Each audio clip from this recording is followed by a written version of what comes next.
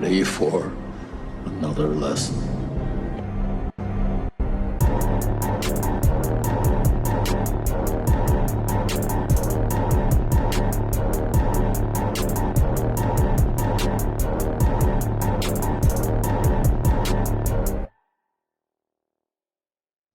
What's up, everybody? Welcome back to Back Row Banter, your favorite casual movie talk podcast. I'm one of your hosts, Adam Schwartz, and on today's episode, it's been a slow news week, so we don't really have much in the news, but we do have a decent amount of trailer talk this week. We have the new Spider-Man trailer and the new Halo TV show teaser trailer. We'll get to both of those. I'm very excited to talk about them.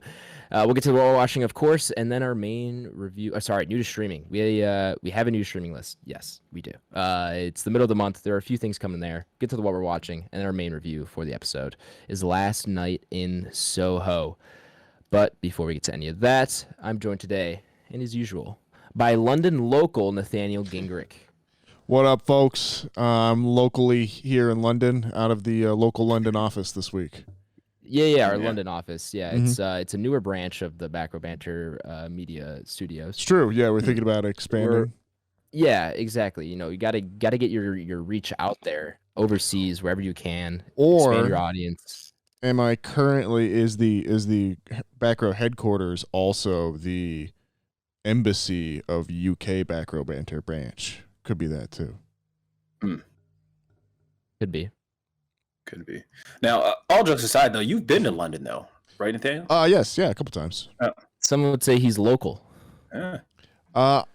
Yeah, I think I could probably get around there if you just drop me off somewhere. I could probably figure it out. Yeah. Okay. How similar was your study abroad experience in London to the main character's experience coming from countryside? I guess to downtown. Not too similar, other than we were going to different places. Yeah, I didn't actually. I didn't study in London. I was in a city called York, but I did visit London a couple times. Okay. But that sense of being in a completely different but very familiar place is weird, I guess. But that's any big move, you know. But yeah, I love London. It's a great place. Highly recommend. Everyone should go. I'd love to go someday. Cool. Yeah, I want to try to get to Europe. I don't know if I've said this on pod before, but I definitely want to go see Wimbledon before I die. That's one thing on my bucket list. I feel like I've heard that before. Yeah, I've probably talked about it on pod. I think I have, but I'll get around to it someday. Also joining us today, it's Toucan Tyler Verdalis. Toogie. I was just thinking that. Toogie. Toogie. Where do we get the toucan from? It's the bar that she works at. It is. Name of the Or pub. I guess pub. I like the word pub better than I like the word bar. Sure. There's so many things that we changed that I wish we could change back. Soccer makes no sense. Just call it football. I think bar comes from the fact that there's a bar in the bar. Well, no shit. Doesn't mean I know why it's called that. I'm just saying I like pub better. Okay, fair enough. Yeah. But I think pubs have bars. They do. But it's more fun to call it a pub. All right, fair enough. I won't fight you on this. I don't know why I am already. I regret it. Right? No, you don't. I understand what you're saying. You got to know. It's nothing that I don't understand why it's called the bar. I just think the pub is a better word. It's a more fun word, isn't it? It's cute. It is, right? Let's go to the pub. I like tavern. Tavern. That's it. The ale house. Yeah, or like saloon. Saloon's a fun one. Yeah. Saloon we could definitely bring back. Guys, let's all invest in a pub together. I'm gonna start using pub now. In a pub together, and we'll just call it saloons. We should buy a bar. So then, sticking to the same script, then Ty, how do you feel about toucans? Are you a fan of the toucan species? I'm a fan of all birds. Ah, okay. Toucans. I like birds. Favorite bird? Ooh. Predatorial or not? Let's go Either both. Both? I'd like to hear both. Yeah. What's your favorite bird of prey? Predatorial. Bird of prey has got to be Don't say Margot Robbie. hilarious. That would have been an underrated response. Yeah. I would say it's got to be, if we're staying within the realm of realistic, it's got to be like a peregrine falcon or something like that. Okay. Okay. It's respectable. Ooh, actually, you know what? I'm gonna switch it. It's an owl. I don't get me into a species of an Yeah. owl, but Yeah. owl for I sure. love owls. Owls are my favorite for sure. And rounding out the squadron this week, and as usual, I would say for most weeks he's rounding out the squadron. It's big back alley BlakeHolder. What up? What up? Lots of back alleys in London. Do you find that to be true, true. Nathaniel? That is true. Yes, yes. Particularly in Soho, there are a lot of back okay. alleys. The more we talk about it, the more I'm going to want to say it because the word London is just not going to stop. So I'm just going to say it now. We got London on the track. Okay, I'm done. All right, good. We got that one in there. Yeah, glad we got to sneak that in there. Yeah, exactly. Had to at least once. But yeah, a lot. It seemed like there's a lot of alleys there, and funny enough, I remember when we first had this on Trailer Talk a while ago, and it was last night in Soho. I was like, "Isn't Soho New York?" And that's when Nathaniel went on to correct me that it's actually in London. Yeah. Yeah, well, there's one in both, I think. Ah, okay. I was like, that's why that sounds so familiar. And to connect that, New York doesn't have alleys. There you go. Look We at got to that. stop saying city names. Yeah. Segway King. We can I'm keep sorry. going, Ty. I'm Is this sorry, just- guys. Yeah, I was is this gonna gonna say, be the London does have a lyric few podcast? songs named after it. I guess Yeah. that's kind of thing with most big cities, huh? there's a lot of Chicago songs. I was about to say True. Chicago. Yeah, they got some. New York, of course. What city has the most songs about it? I would say probably New York. Ooh. Gotta New be, York's right? mentioned a lot. Yeah, I think that could take Miami. us- I think we'd be. Miami might be the answer. Miami might be the answer. That's gonna be. Yeah. That's You gonna think be more a than one New we wouldn't York? expect. I don't know, man. Maybe not more than New York, but Wait, I are they think it's top songs? Are they three. songs So about the city, or are they just mentioning the city? Because Right, if you I'm just saying, say is it the like, song title of the city, or is it just I think referenced throughout the mentions. song? I think mentions of a city. because like, Then I think Miami may take it. Miami's got to be up there, right? I mean, I'm sure Pitbull enough has like. I was gonna say songs it's gonna be mentioning some. Miami to at least get it to top 5. Well, wouldn't there be some like producer or something that like drops the city name at like the beginning of every song or something? Yeah, There potentially. Miami's a big party city, though, man. Yeah. Are you sure you can't? But you surely like Compton would end up as like bigger than that then or something by that logic, or Okay, Okay, very good point. potentially. I don't We know. didn't even throw out Vegas. Vegas probably has a ton of yeah, references. LA's got to be up there for LA. sure. There's a lot. Tennessee's got to be way up there. Did you say Tennessee? Nashville. Yeah, think of all those country songs. Yeah, bro. I mean, he's got a point. Yeah. True. I didn't think about the country You side guys of are leaving things. out different genres, baby. Well, yeah, that's Yeah, fair. I don't know. That's tough. I'd actually really like to see the statistics on this, but I have Yeah. no way of actually procuring them. So if we have a back row listener that wants to create some kind of algorithm to put every single song ever into and let us know, that'd be great. We find out like 20 years from now because that's how long it takes to insert every To song through process. the algorithm. Joe, get Yeah. on it. I'm calling on you as the official computer science coder of the podcast. Just get on the Who? ones and zeros. My roommate from college, Joe. Oh, okay. Joe, this is to you. What's up, Joe? Get out of it. Joe, you got to get on this, man. I need to know. Shout out Joe. The crazy thing is, I'm sure someone's probably had this thought and did everything they could to figure it out. It's probably a yeah, Google search We away. probably couldn't. Yeah, we're probably not the first. But Yeah. should I just give it a Google search? No. Joe's on it. Case? Maybe they published No. their On it. thoughts. I've got Joey Knuckles on this. I'm Oh. trying to see. Oh man. World's most sung about cities. This is what's wrong with this generation. What is Googling things? Instant gratification. I need Yeah. it, bro. I hear you. I I'm have- I a have the victim of top- that myself.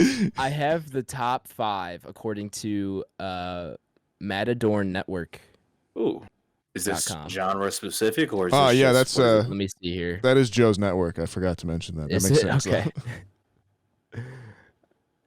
The research analyzed the lyrics of top charting singles since the 1960s and organized the information by artist, genre, and decade, so users can easily see. Okay, let's see here. Music mapped. Can I click on this? Tangent All right. early. I really want to play around with this interactive map, which I can't seem to find for some reason. Oh, here we go. I got it. All right, the top 5 most mentioned. Okay. What do you guys think is number 5? Oh man. Chicago. Is this I'll go globally Chicago. or is this U.S. only? It looks like it's globally. Oh man. But dude. I will let you guys know that 4 of the 5 are in the U.S. All right, what are we thinking, boys? Chicago. Number 5. Chicago. You think Chicago's number 5? Sure. As good as any. Okay. I honestly don't even have a guess. Yeah, let's run with it. I'll side on Nathaniel. Chicago's not number 5. You bitch. Coming in at number 5 is Hollywood. Okay. So that's I guess that's different enough from like LA and stuff. Sure. Now, I'm not even gonna ask you guys about number 4 because number 4 I don't like. It says California, which isn't really a city. We're looking more for cities here, but I understand the. This is just most mentioned places, I think, locations. So I guess California can go under that category. Number 3, different enough from Hollywood, is Los Angeles. Okay. I guess. So that makes sense. We got. So that's 5, 4, and 3 are all in California. Yeah. One of them being California. Now, very nice place to live, though, they say. 2. All right, I'm gonna give you guys a hint here. 2 and 1 we have mentioned already. One of them's got to be New York. So number 2 and number 1. What do you guys think is 1 and 2? London and New York. And London. Yeah. Nathaniel thinks it's London and New York. Blake? Yeah, same thing. I think New York is 1. London's 2. You think New York 1, London 2? Nathaniel, are you still New York 1, London 2? Sure. Ty? I mean, I guess Tennessee's in there. That's all I got. You think Tennessee is number 1 or number 2? Yep. Okay. Tennessee, the city of Tennessee, similar to the city of California. California. Yeah. Correct. According to this website, London is number 2, New York is number 1. Hey. So we were Miami, close. conspicuously absent. Miami. That was true. That was a good correction. Miami, 46 songs. I don't know where that puts Miami on this Okay, list. 46. 45 are Pitbull. Also, yeah, these are just like top songs. They're not just songs in general. Yeah. Definitely Pitbull in there. I'm sure Rick Ross has a few of Miami songs in there as well. Sure. Odd Wild Love by Pitbull. Flo Rida. I'm trying to see what Flo Rida's got the one oddball. Yeah. 45 Miami songs, 40 Pitbull, 4 Rick Ross, 1 Flo Rida. I've spotted 2 or 3. I've spotted 4 songs by Pitbull in the songs mentioning Miami in out of the 46? Yeah. 46 songs. They're probably all on the same How funny album. would it have been, though? Yeah, right. If he really would have said like 40 of them. Were 40 of them. That'd be hilarious. Every single song that Pitbull then you got, like, remember, probably mentions Miami. What was it? David Banner had a whole album called Mississippi, right? Is it Mississippi? Oh, yeah, he did. Yeah. Wow, you just went way back, dude. Yeah. Now, here's where I'm a little surprised. Tennessee, which Tyler was rooting for. Tennessee has 24 songs mentioned. Okay. Nashville has 4. Memphis has 28, more than both of them. They're all I'm just sure 3 6 Mafia's got a lot of that. Or they're all just covers of Walking in Memphis. Walking in Memphis. Well, there you have it. I don't know how credible this website is, but I mean, they made a pretty nice interactive chart. So if you want to go to celebritycruises.com/music-mapped or music-mapped, that's what you got to go to see what I'm looking at. But that's been it for music talk, song talk, city talk, whatever you want to call it.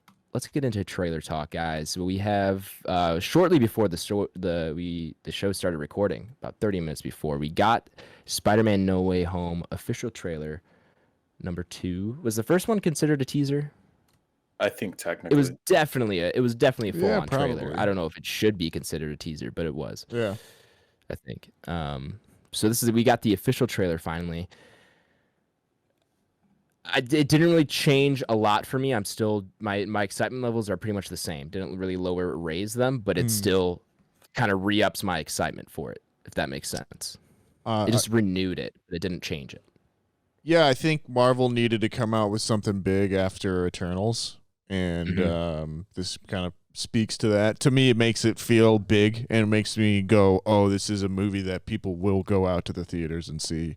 And like, there's a pretty good chance this just smokes everyone for like highest grossing movie of the year or something like that. I think it definitely will. I definitely think it will. The only thing that would that the only thing that's hurting it right now. Actually, you know what? I guess it wouldn't matter. It's releasing on November or December 17th, but that will still, regardless of how much it makes, count towards it. Oh yeah, I was thinking. Sure. I was thinking for a second because we go to the new year, it might not count for but it doesn't matter. It's just when it's released. So yeah, I could definitely see that happening, especially because that's right around the holidays. So people will be looking for things to do, or exactly, and need to go see a movie with a family, whatever it is. That's a good time for it, right around Christmas. And obviously, Spider-Man's one of, if not the biggest superhero in the MCU. I think now it probably technically is. Even at the height of its popularity, I'm pretty sure Spider-Man still outsold like Superman and Batman alone. Yeah. You know. Yeah, wow. That sounds right. So, but what about you guys? Anything super surprising about this trailer? We finally got to see a little bit more of the other villains besides Doc Ock, and it seems like Doc Ock actually has a pretty big role in this one. Yeah, we got more of the story. Yeah, a lot more of the story. We kind of know a little bit more about what it's going to be about. Yeah, they've brought the villains over, and Peter Parker is attempting to save them, which is kind of interesting. Yeah, every time I see this Spider-Man or anything of that nature, I always think of this me myself, the protagonist from Tenet. And like it's the scene where he's like, I ordered my hot sauce an hour ago. But then like somebody voiced over and it's like, I ordered my Spider-Man trailer an hour ago. And then it's finally came out. So I just think of it every time I watch it. But yeah, I mean it's what we expect, man. I'm not even too big on Marvel movies, but this is obviously something that's going to be ginormous. Yeah. So I'm all ears for this. As an outsider, I'm sorry, Tyler, go ahead. No, go ahead, because it still pertains to Blake talking. Blake, as an outsider, kind of like looking in, do you feel like this is easily kind of the biggest thing since, your Endgame or something like that? Oh, for sure. Yeah, dude. Absolutely. Because, I mean, you got to look at it. What's been after Endgame? There's Spider-Man. Far From Home, yeah. Spider-Man. Yeah. Right. And then what do we get? Black Widow? Was that the next one? Yeah, the next actual movie. Black Widow, Shang-Chi, Eternals. Yeah. So, yeah, I think it's not even close, man. It's crazy to feel like Far From Home came out. Like, it still feels like it came out recently, but it's like it came out 2 years ago. They've already shot and filmed the other one. Mm-hmm.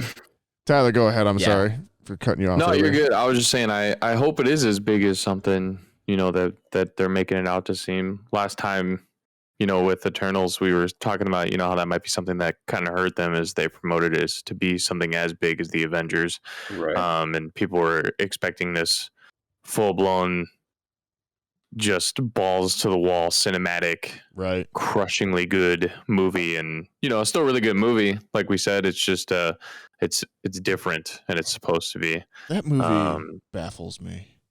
I think about that movie so much, and it just lives rent free in my head too. Like I don't even like it that much.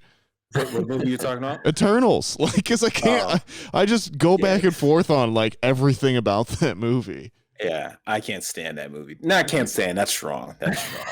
Yeah, leave that for American Pickle. All right. Yeah, right. That's what I'm saying. I'm going to retract those words, but not a fan of it. Yeah. But yeah, I hope this is that big, and I think Tom Holland's obviously been working hard in the Marvel universe, and I think it's cool to see where this is going to let us go, because the multiverse is, for the most part, still just starting, and we don't really quite know what to expect. So this will be a pretty good, at least cinematic introduction versus the TV shows that we've been getting on Disney Plus. Is there any part of you that just goes, well, this feels like too much like, wish fulfillment or almost like fan service with this kind of storyline and what they're going for? To an extent. So because they have so many villains in this does have the possibility to repeat the past. Sure. Yeah, absolutely. And, Spider-Man 3, this bitch. But I don't think it'll go there. I have high hopes for it, so I'll keep it up there for now. Fair enough. Yeah, I'm with Ty on that one. Certainly, it seems like it. But at the end of the day, I mean, we're getting 3 generations of Spider-Man, right? You're getting Tobey Maguire, you're getting Andrew Garfield. The fan base of this is just gonna be fucking huge. So Oh yeah. I think it's I don't know, man. I think they'll do it justice, and it'll be a good film. And then I think the box office is going to solidify that, where I think it's going to do a ridiculous amount of numbers. I think if we weren't in a pandemic, this would probably be $1 billion film. for sure. I could very well see it being.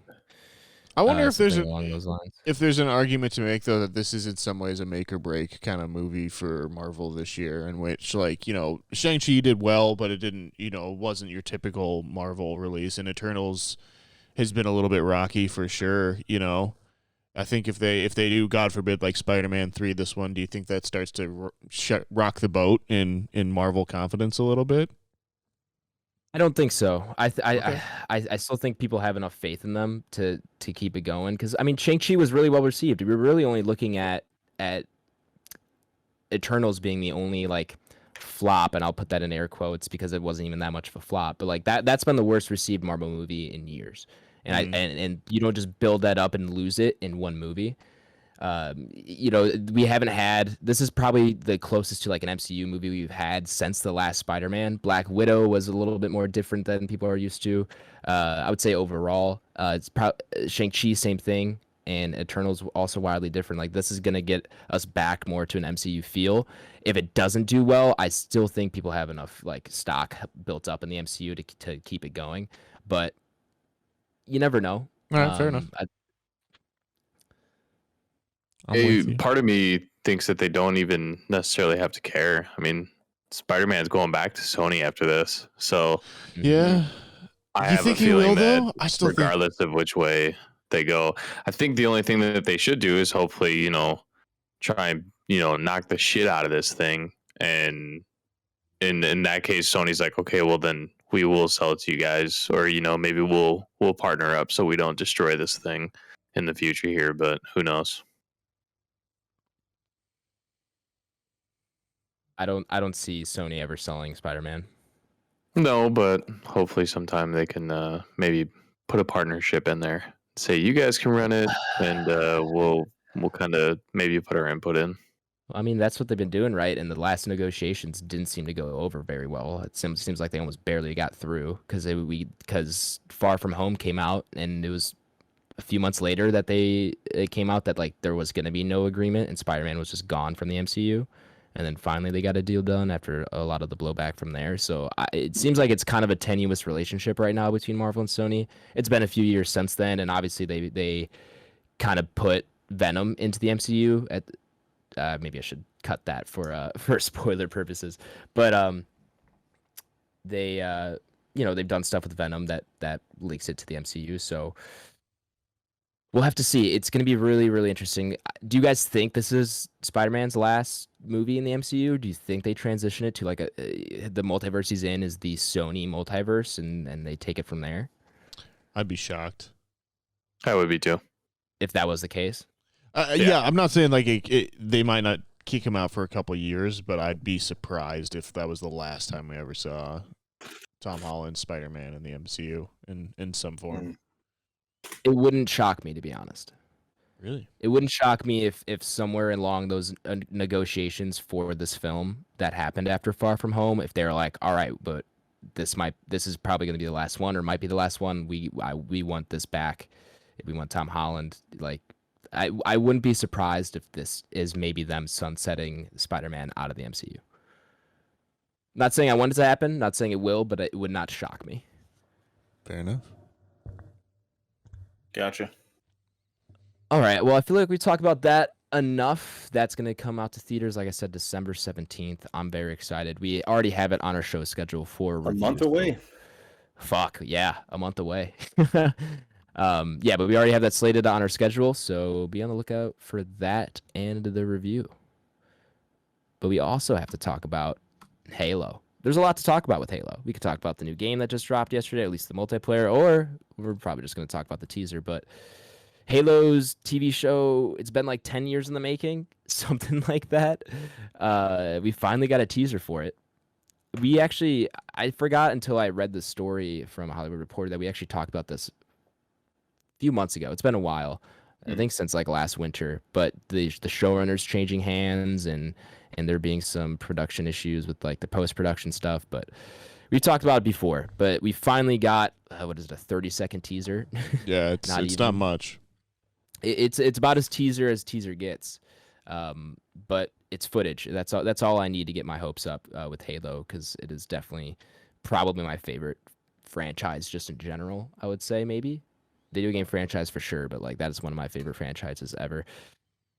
And so we got basically just some shots of Master Chief. We've seen him, and then we heard Cortana's voice, and then that's about it. That's really all we saw. But it's coming sometime in 2022. It's been confirmed. No specific release date yet. But it looks like it's filmed. They have to release it at this point. There can't be any more. We're gonna do this. We're gonna push this. This production company's making it. It's filmed. It seems like they got stuff together. It has to come out, right? Like it has to. So that is something to be excited for. Ty, let's see. Halo review here. Blake, you're not a huge fan, right? Have you played any of the Halos? I have, but I'm not the biggest Halo fan, to your point. I think the last Halo I played might have been on 360, where I didn't even play the Halo that was on Xbox One. Gotcha. Okay. So, and then Nathaniel, you have played just a little bit of the games? Yeah, I've played some of the multiplayer on 3, and I've watched a lot of my friends play the multiplayer on 3, and then I've played probably 20 minutes of the OG. It was like a solid like 2-hour stream. Was it? Yeah. Okay, about an hour and a half of it was me yelling at Justin because he couldn't figure out how to get to my lobby. But I mean, he is bad at video games. You guys were able to play. On record, bad at video games. Justin. Yes, on record. So that's confirmed. Okay, and then Tyler, you're pretty on par with me. Halo's big for you. I don't know how big, but you love Halo. Yeah, man, I grew up on that shit, and yeah, same. Like I said, we did the LAN parties and everything like that. Those are pretty fond memories that I have, and Halo was actually the game that like started competitive gaming for me. Yeah. And so that's where I kind of fell in love with like multiplayer games and the whole you can play with your friends online kind of deal. And then Justin was the one that was like playing Call of Duty. I'm like, you're a loser. Call of Duty sucks. It's like not even close to Halo. That was such a big deal back then. Oh man, you were one or the other. Yeah, you were one or the other. And I was always both, but I always preferred Halo. But yeah, it was funny how such a big deal that was, Halo versus COD. Yeah, and then Justin got me hooked on Call of Duty, and now that this is out, the multiplayer feels solid. It's smooth. I'll be excited for when they come out with everything. You know, it was funny the other day. I saw a tweet from Courage JD, famous Twitch streamer, of course, and he was like, 10 years ago, he's on YouTube Gaming. Sorry, YouTube gaming. my bad. Yeah, my bad. Oh God, YouTube.com streamer.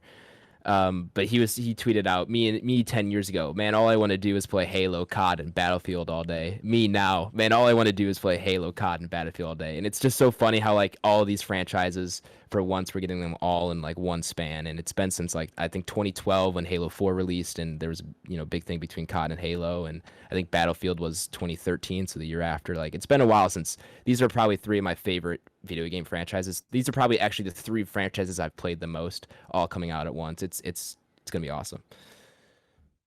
Love it. Siege is getting a new one, aren't they? Quarantine, yeah.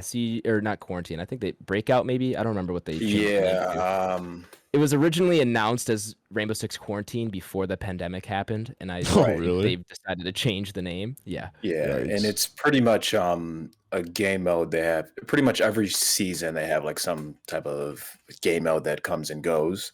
And this is one of the more famous ones they had from I remember I caught it when it first came out. It might be like year 3, season 2 or something like that. Season 3. It was a while which ago. Translates to like I don't know, like 2018, 2018, yeah. But it was pretty cool, and that was one of the more well-received games they had, and they always wanted to bring it back. So knowing Ubisoft, they just made it a new fucking game and charged $40 for it. So. Every game company ever. Yeah. Yep. Yeah. Yeah, I mean, there's not a ton to talk about with this teaser. Like I said, all we do see is Master Chief and we hear Cortana. That's about it. There's really no story details, no release date besides the year, sometime next year. But I'm so excited. I love Halo. I'm glad it's coming back. It's coming back pretty hard, it seems like. So, Titus Yeah, man. trailer I'm do hyped. anything for you? Yeah, it's cool. We also did the Xbox came out with a limited edition Halo console, so we actually did the release on, was that Monday morning? So I was at the store at like 6 a.m. Oh, really? and there was like a line of 100 people, and Oh, we were selling, really? yeah, That's we were awesome. selling That's awesome consoles. to hear. So it was cool, man. It got me hyped up. Yeah. Lars walked in and he went straight back to home theater, Bluetooth his phone, so we had the Halo theme songs playing throughout the store while people were coming in, and it was cool, man. So That's awesome. I'm hyped. I'm all about Halo right now. I still play Call of Duty, obviously, but this multiplayer's got me very excited to play something else. Yeah, I mean, I think I snuck it into the post-pod banter last week, but I bought the new COD, and now that Halo's out, Battlefield's coming out, and Pokemon's coming out, like, I don't think I'll have touch COD come 2 weeks. It'll be a minute, that's for sure. Yeah, I mean, yeah, it'll be a while. But yeah, Halo, always fun. Yeah, I love it. It's been so good to have it back, and I'm so excited for this show. Even if it ends up being bad, which it could very well be bad. Who knows? But also, it's coming to Paramount Plus, which I forgot to mention. So I guess at some point I will be investing in a subscription to Paramount Plus. Yeah, I'll have to. All right. Well, that's it really for the news. We can go ahead and get into Adam Schwartz's completely subjective new streaming list for the week of November 14th through the 20th to Netflix. We got Michael Che, Shame the Devil. This is his new stand-up special. I think he only has one on Netflix right now, but it's actually really good, and it's from like 2018, I want to say. He's from SNL?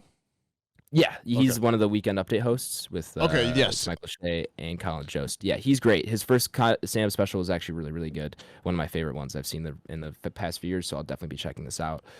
So yeah, I look forward to that. We're getting Tiger King Season 2. Really? Yes. Wow. Yeah. I don't know what it's going to cover because I'm pretty sure, as far as I know, he's still in prison. And I also saw, I think when I was scrolling through the news stories for last week's episode, that Carol Baskin has decided to sue Netflix over the second season. I don't know what exactly her lawsuit is over. I didn't really click on that story because I haven't thought about Tiger King since I watched the last episode. I don't really care. So Right. I won't be checking this out. I don't think there's much of a story left to tell. If it somehow picks up traction again and everyone's like, oh, the show's amazing, then sure, but I really don't see that happening. I have no really interest in furthering that story. I've gotten all I need.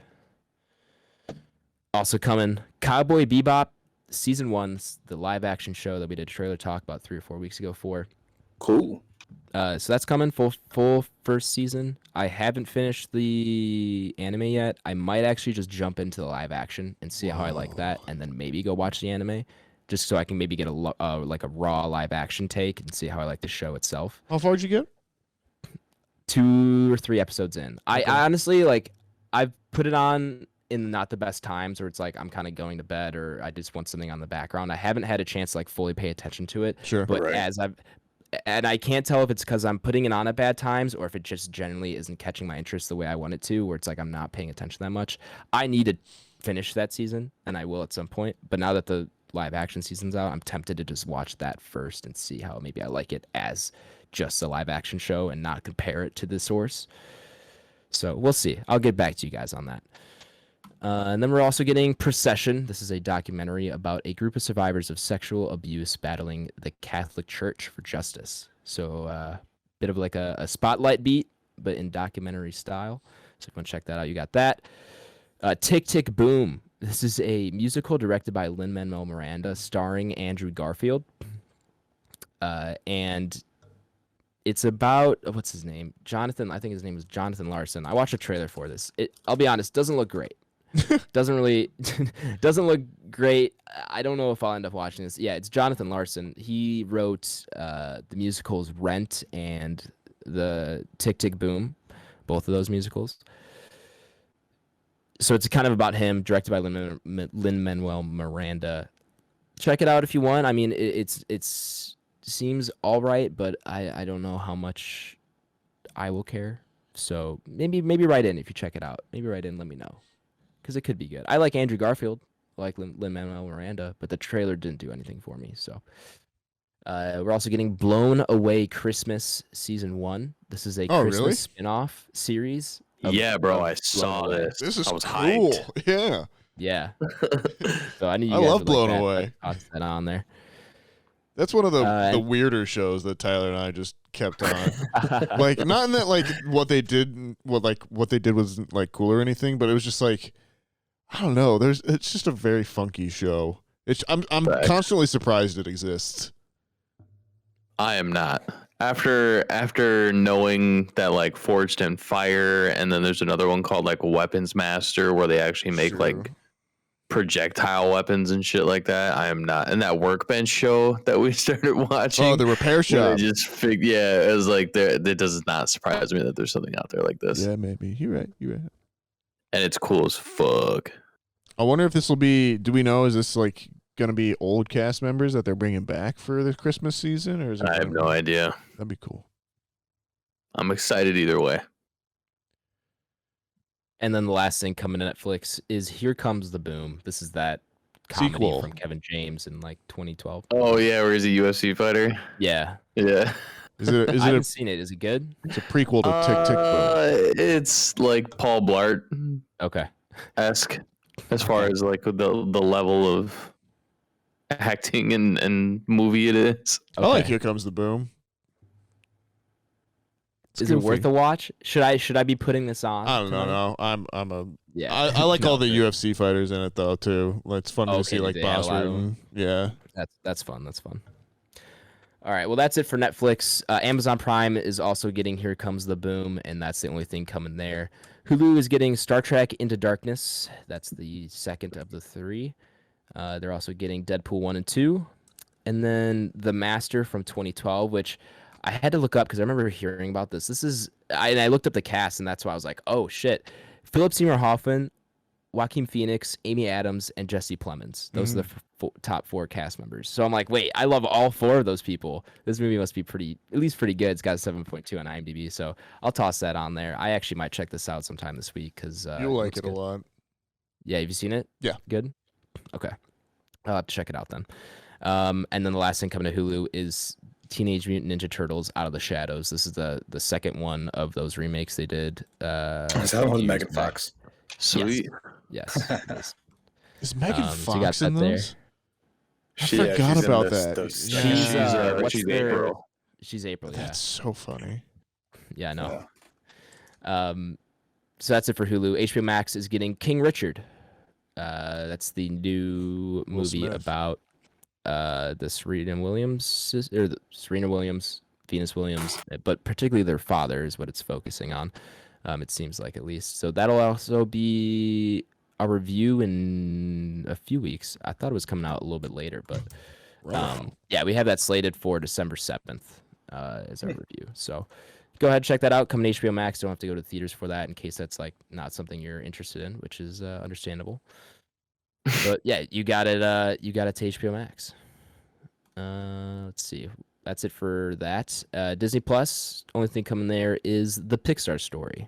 And this is the story of the pioneering computer animation studio Pixar, featuring contributions from the studio's bosses and a host of actors who have lent their voices to their creations, including Tom Hanks. Films such as Toy Story and A Bug's Life have led to the studio becoming one of the most consistently successful, both critically and financially, of recent years. Basically, a documentary about Pixar, it sounds like. So, Do you think they mention old handsy John Lasseter? probably not, if I had to guess. Seems like this is I kind feel of like trying to they have to. celebrate Toy Story, or it's not Toy Story, Pixar. I feel like they have to. Well, Is maybe it a they do. series or is it a full length It's just documentary? I think it's just a full documentary. Okay. I don't know how long it is. Yeah, I mean, if it's from Disney, I doubt they would talk about that, but you never know. Maybe. I'm just curious if they mention him at all. I don't know. Maybe We'll check find it out, out. Nathaniel. Let us know. I will. Report back. I will report back. All right. Okay, cool. Well, that's it for the new to streaming list this week. We can get into what we're watching here. I'm going to kick it off this week with the one and only Back Alley Blake. Cool. Yeah, I had a pretty short week when it comes viewing wise. I've just been real busy work wise, and as you guys know, I'm trying to buy some property and find a condo or townhome. So that's going to take up most of my weekends. So I haven't been able to get much in there, but I did obviously see last night in Soho, and then I'll have some thoughts on that later. And then the other film I ended up getting to was The Harder They Fall. So that's that Netflix Western with kind of pretty much an all black cast on that one. Mm-hmm. So I caught that. What's today? Tuesday, Sunday night, I want to say. And it was pretty cool. I mean, it's very.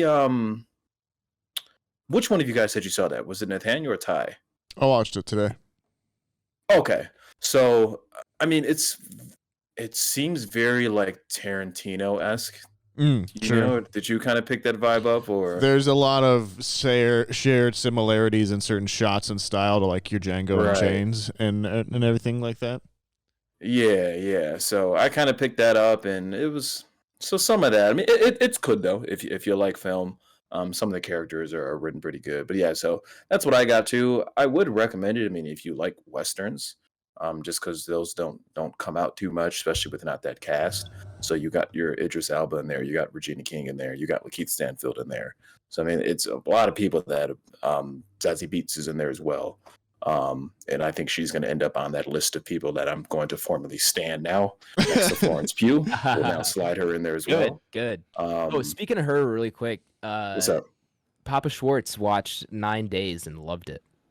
Dude, that's a great movie, man. It's a great movie, right? Yeah, It's on VOD and DVD, so I need to find it. Okay. Yeah, I might have to try to buy that one.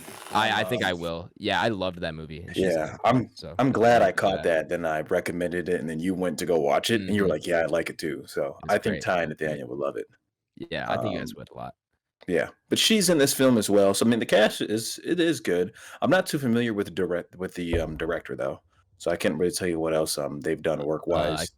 I can look it up really quick. It's his first. Do you know Nathaniel off the top of your head? It's his first feature length stuff. Okay, feature length movie. Sure, and you can tell a little bit, because like I said, it takes a lot of grapes from other filmmakers, but overall, it's pretty good. Long. Yeah, it's about 20 minutes too long for me. Yeah, I agree. I'm with you. Eventually, I was kind of like, oh man, I'm kind of tired of this. Yeah, I lost steam towards the end. Yeah, I think it's kind of falling up off Blake on that too, because I watched it as well. I think it's the characters are all really great and the performances are all really really great, but it kind of falls into some tropey stuff a little bit too, where like you could literally take the start of the movie, pick out all the different characters, and come pretty close to where everything's going to end up at the end of the film too, I would say. But overall, really cool style, really awesome aesthetic. Really good. I thought it was a pretty good movie overall. Definitely one of Netflix's better ones recently. Yeah, right. And like you said, once you put it in concept that it is a Netflix film, so I mean, if you just want something to watch and you turn on Netflix, feel free to put it on, and like you won't be let down. Like the cast is good, shots are good, action is good. It's got some good gore as well. So I've decided I really hate digital blood effects. You did say that, and what were we watching when you had that huge gripe with that? Was that? I can't remember. Oh, it was recently. I think it was Malignant. Was it? Okay, that's probably. What it was. Yeah. Yes, that's exactly what it was. Good Dude, call. like, just continue to use the fake blood effects. They look so much better. Yeah. But yeah, overall, I would say definitely. I was choosing between this and that Red Notice movie that was up there that came out with Ryan Reynolds and Dwayne Johnson, and like just watching the two trailers, I was like, I'm so much happier I picked the Harder They Fall. That movie looks like dog shit. Yeah, the movie. I don't think I could sit down and watch that one. There's so many better things to watch. Yeah. But, so yeah, that's all I got. I'm sorry. Go ahead. No, you're good. You're good. I wasn't going to say anything important. Gotcha. Yeah. So that's all I got too. I'd recommend that for anybody who's into westerns, actions, anything on Netflix. If you got A Night to Kill, go ahead and put that on. I think you'll be satisfied. So that kind of does mine. Don't have too much, as I said. Hopefully, once I finish some personal things here, and I get situated, I'll be able to put up that 65-inch OLED and start drilling some movies down. So there you go. From here, we'll go ahead and pass it on. Let's go to Adam. Oh, I feel like I haven't gone like not last in a long time. Yeah. So here we are. Let's see. For my film class, I watched a documentary called Blue Vinyl, which came out Okay. I think around '96. Let me just look it up really quick. And also look up the filmmaker who made it. But we've learned about like the origin of documentary, and now we're kind of doing like we're close to like the '90s and 2000s, kind of seeing like how that changed, especially with like video on demand stuff happening, For sure. or like things change where documentaries can now be played in like movie theaters, like people wouldn't go see them before, and now you could go see them in movie theaters, or you have TV now for them to be aired there. So documentaries kind of got a little bit more popular. This is '02 actually, a little bit later than I thought, but the director is Judith Helfand. Yeah, Judith Helfand is the one I'm thinking of. It's basically about she got cancer from the blue vinyl siding that her parents put on her Okay. house, and so she like does a full dive investigation into like the PVC manufacturing industry and like what they're telling people compared to what they know and everything like that. One of those kind of documentaries. An expose. Exactly, yeah. It was good, not great in my opinion. It was definitely a little bit different than a lot of documentaries I've seen. You can definitely tell it's very independent. Like she basically filmed, directed, and did everything on her own. But it's still pretty solid, and it definitely kind of exemplifies that change in style and change in status of documentary films compared to when they started. So it did a good job in that regard. Right. So that's that for film. I've been watching a lot of. I've started Nathan For You. I've never seen it before. I've only seen like clips from different bits he does. And God, I love that show so much. That show, I've laughed out loud just alone in my room on that show more than almost any other show. Oh, sorry, folks. The Discord's restarting itself there. I believe Adam was saying that he's laughed at that show more than anything he's watched recently. But We good? you're good. You're back. All right. What was the last thing you got? That you had laughed at that show more than, and then that's when you cut out. The Office. Basically, more than anything I watched recently. The Office being like the only thing where I can like remember myself laughing out loud that much. But yeah, dude, that show is so funny. That sense of humor is just like right up my alley almost, where it's just on the nose, but also like off the cuff, if that makes sense. It knows exactly what it is. That one's too real and for I me. love it. I can't. You that don't one, like it? It makes me uncomfortable. It does give me that. It does give me that for sure. But I love that kind of comedy. It's done so well. And just the bits he comes up with. I don't know how he comes up with some of this stuff. But if you haven't seen Nathan For You, it's basically, it's not even like mockumentary. I don't know how to describe it. It's like it's a comedy show where he is going around. If you've seen like those business improvement shows where like someone comes to like a restaurant and helps them improve their business, it's that, but he's doing it in a sarcastic way. So all the business ideas that he comes up with are actually bad ideas, but he like is just so determined to make them work that he'll like take any like small victory. It's dumb shit like that, but it's really, really funny. It's streaming on Hulu. There are 4 seasons if you guys want to check it out. You've probably heard of it. I've heard of it a lot before I finally decided to sit down and watch it. But I've been loving it so far. I'm actually already on like I think I'm already on season 3. I think I finished 1 and 2. There's only 8 episodes in season 1, and I think maybe 10 in season 2. Gotcha. And they're only like 25 minutes, so they're good. Really liking that so far. Is that just like a late night show? Yeah, it's one You know I'll what I put mean? on Like, like later, yeah. or if I just need something casual on in the background, I'll put that on. But I find myself just actually paying attention to it just because it's so fucking funny. Mhm. Yeah. Also got another viewing in of Back to the Future this week. I had a friend over who hadn't seen it before, so I was like, we got to watch it. Wow. We really got to watch it. And I pointed to my this is not gonna be a good bit for the audio listeners here, which is all of our listeners, but I have a Back to the Future little poster here in my room. So I was like, you got to know how important this movie is to me, and the fact that you haven't seen it is shocking. That's on par with like a Jaws for me. Similar time period. Oh wow. Similar time period, similar like kind of place in film history, I would say. Just such a good film. My God. So loved that. I think we plan on maybe finishing the last 2. So they've seen all 3, but we'll That'll see. be cool. Yeah, that'd be fun. And I also haven't seen that movie in about 2 years or so, so it was good to go back to it. And then Tyler, Nathaniel, we had a race this weekend. We sure did. Sure did. Sure did. What a good one. Wasn't able to catch all of it, but I was able to catch most of it. Tyler, how you feeling about the results here, bud? I'm not too upset. Max is still in the lead as far as the But it's so close. It's a one race championship swing. goes. Yeah, it's pretty crazy. Yeah. It's very rare that championships come down to the last few races. Usually, it's pretty decided by now. Well, it's like on who's winning. One do not finish just screws both of them now too. Mm-hmm. Yeah, I mean, really anything can just ruin your chances. But that's why it's so cool, man. It's just comes down to the wire. It keeps you on the edge of your seat. I mean, the sport as itself keeps you on the edge of your seat. So it's cool to finally get it down to the last couple races here. Yeah, definitely. I was talking about, I think I've mentioned this point before, but I was talking about it again. Like if you looked at the results, you had Hamilton won. I think Verstappen was about 8 seconds behind him, and then Checo got third, and he was like 33 seconds behind Verstappen. I just don't understand how these two guys are 30 seconds ahead of third place. It's just crazy to watch them elevate each other to like that extent, to where they are just in a league of their own, competing for this championship cup. It's been incredible to watch.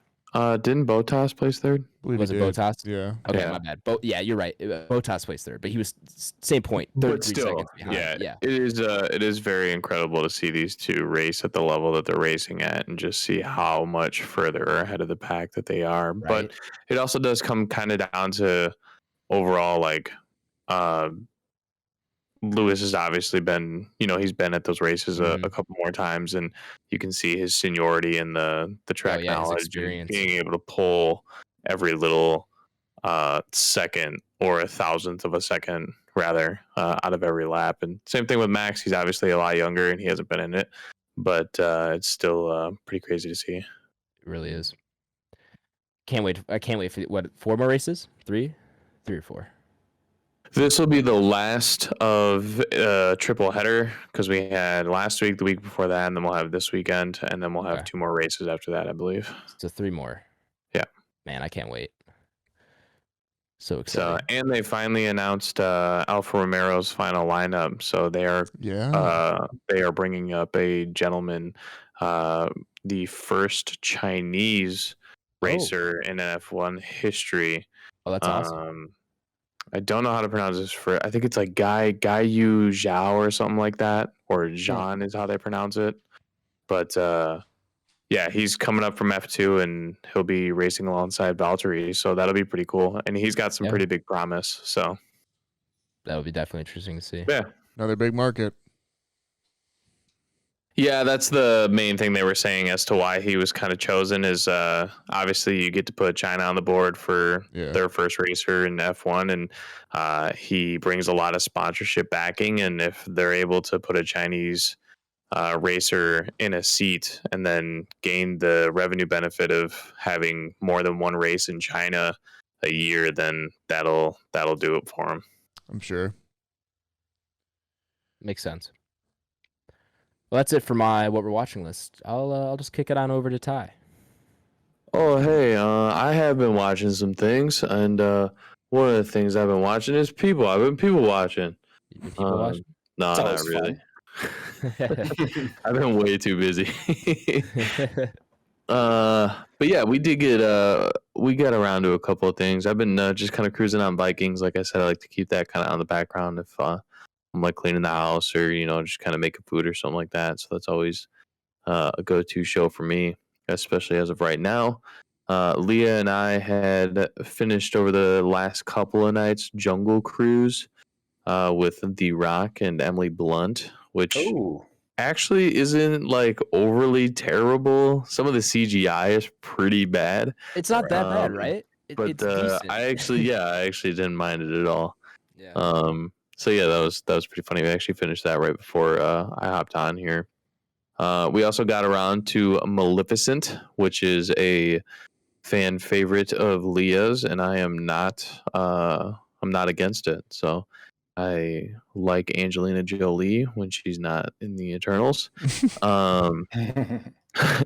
Actually, I think my favorite Angelina Jolie is like Gone in 60 Seconds, white hair, dreads. Oh, okay. Yeah.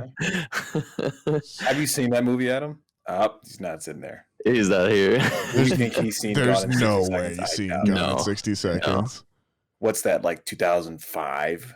Man, Maybe. Like that? what do you think the alternate universe is like, where there's, instead of 10 Fast and Furious movie sequels, there's 10 Gone in 60 Seconds sequels?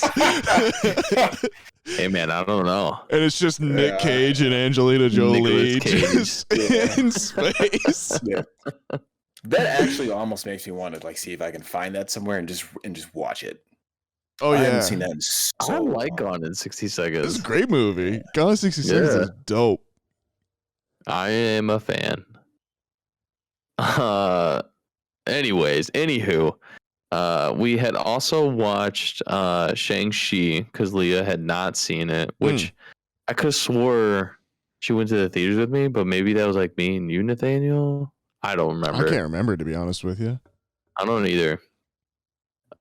So she's like, yeah, I never seen it. I was like, what? We saw this together. It's a Marvel movie. And she's like, nope. And I was like, all right, well, then we're watching it now. Okay. So we watched Shang-Chi, so that's good. Hey, Adam, while we have you here, have you ever seen Gone in 60 Seconds? I don't think so. Yes.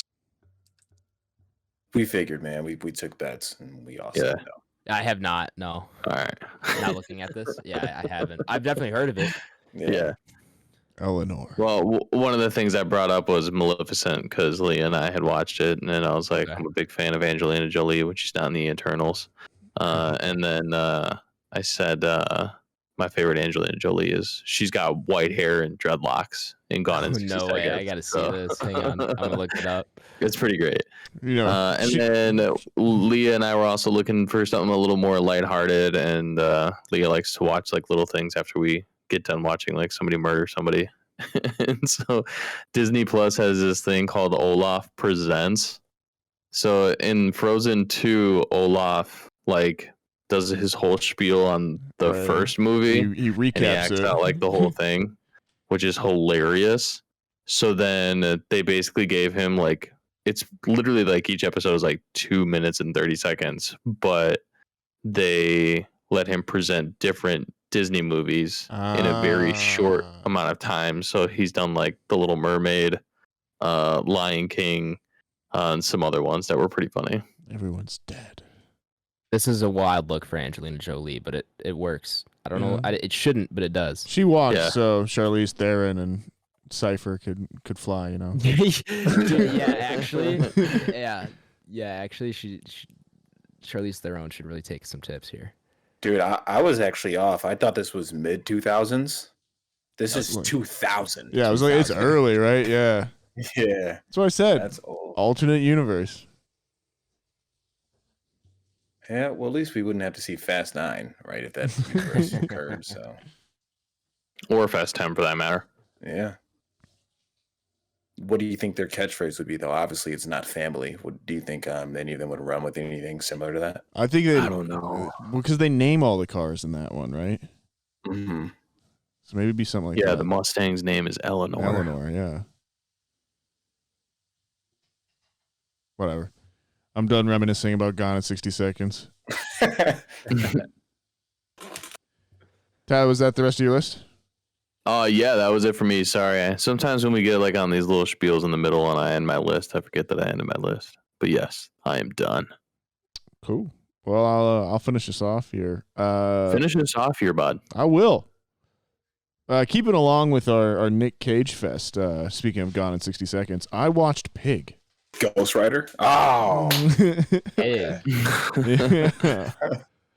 Have any of you guys heard about this Rider. so far? I have heard about I've this. not. No. So it's I don't know what to think. So you're just gonna have to let me know. okay. I'm looking it up right now. Yeah, You so gotta tell me more. it's You a- gotta it's- tell me more. It's a 2021 movie. It's called Pig. Stars Nicolas Cage. I have the And- IMDb summary. Do you want me to read it real quick? You know what? I mean, you can. I went into this movie pretty blind, And I gotta say, I do recommend that experience for most folks. Okay. Um, What's it called? Pig. Just Pig. Pig. Okay. Pig. Yeah, I Gotcha. rented it on Apple TV for I think $5. But I think it's Sure. actually out on DVD right now. But yeah, it's up there for kind of my favorite movie of the year. I'll be honest. Nicolas Cage is incredible in it. It's a really good story. It's the kid from Hereditary, as well. Alex Wolff. Yes. And he's there as like he's basically Salt Bae. Like he's dressed exactly like the Salt Bae guy. But it's set around Portland, and it's kind of like got to do with the food industry. And having worked in there a couple different times, there's definitely certain things you'll recognize and everything. But yeah, it's an incredible movie. I highly recommend Pig if you haven't watched it yet or haven't heard about it yet. It's definitely a slower movie, so don't be expecting like your Willy's Wonderland level of action or something like that. But I liked it a lot. I think it's well worth the watch, and really exciting. It's always good when Nicolas Cage gets to flex his muscles and be awesome, and like when he meets up with the right director and it just gels. It was really great. I also got to The Harder They Fall. The Harder They Fall. Because God, I just screwed up that whole sentence. Kind of like I was talking about with Blake earlier. Excuse me. I enjoyed it. Think it's worth a watch. Definitely on Netflix. It's free, so go check it out. I watched One Piece Stampede, which is a One Piece movie that came out a couple years ago. That was fun. If you've seen One Piece, you kind of know what you're in for. If not, it's a bunch of pirates with superpowers, so that's pretty neat. We also got to Batman: The Long Halloween. On HBO Max, they have a big collection of the Warner Brothers animated series or Warner Brothers animated movies in the DC universe, and they did an edition of The Long Halloween, which is one of my favorite comic runs in the Batman universe, and yeah, I got to check it out. They split it into 2 parts. It's definitely, I think, worth a watch. I can't remember if it, even though I just said it's one of my favorite series, I can't remember how different it is in the ending from the actual ending. But I'd be interested to see if they continue this on into the secondary series, which is Dark Victory, too. But I'd be definitely worth it to see. I really like the animation style on this. It's like not quite that same Batman style that you're used to, but like the backgrounds are all kind of textured, and then all of the characters are kind of this really clear comic book style, so it makes them stand out a lot and really pop. It's interesting, but I liked it. I binged and finished Assassination Classroom as well.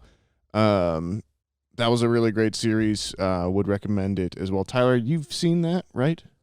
Correct. So you were, what were your thoughts, I guess? I didn't mind it at all. It's definitely not like top tier for me. It's not like something I think I have to like revisit on an annual basis, but it is definitely quite a bit of fun. Good animation, good action, good voice acting. So yeah, good storyline too. I would say I think I'm a little bit higher on it than you are, but yeah, I'd agree. It's not my top tier. But I enjoyed it more than some of the other ones I think I have overall. But I definitely think it's worth a watch. And the other thing I've been getting to is I've been binging Succession as well.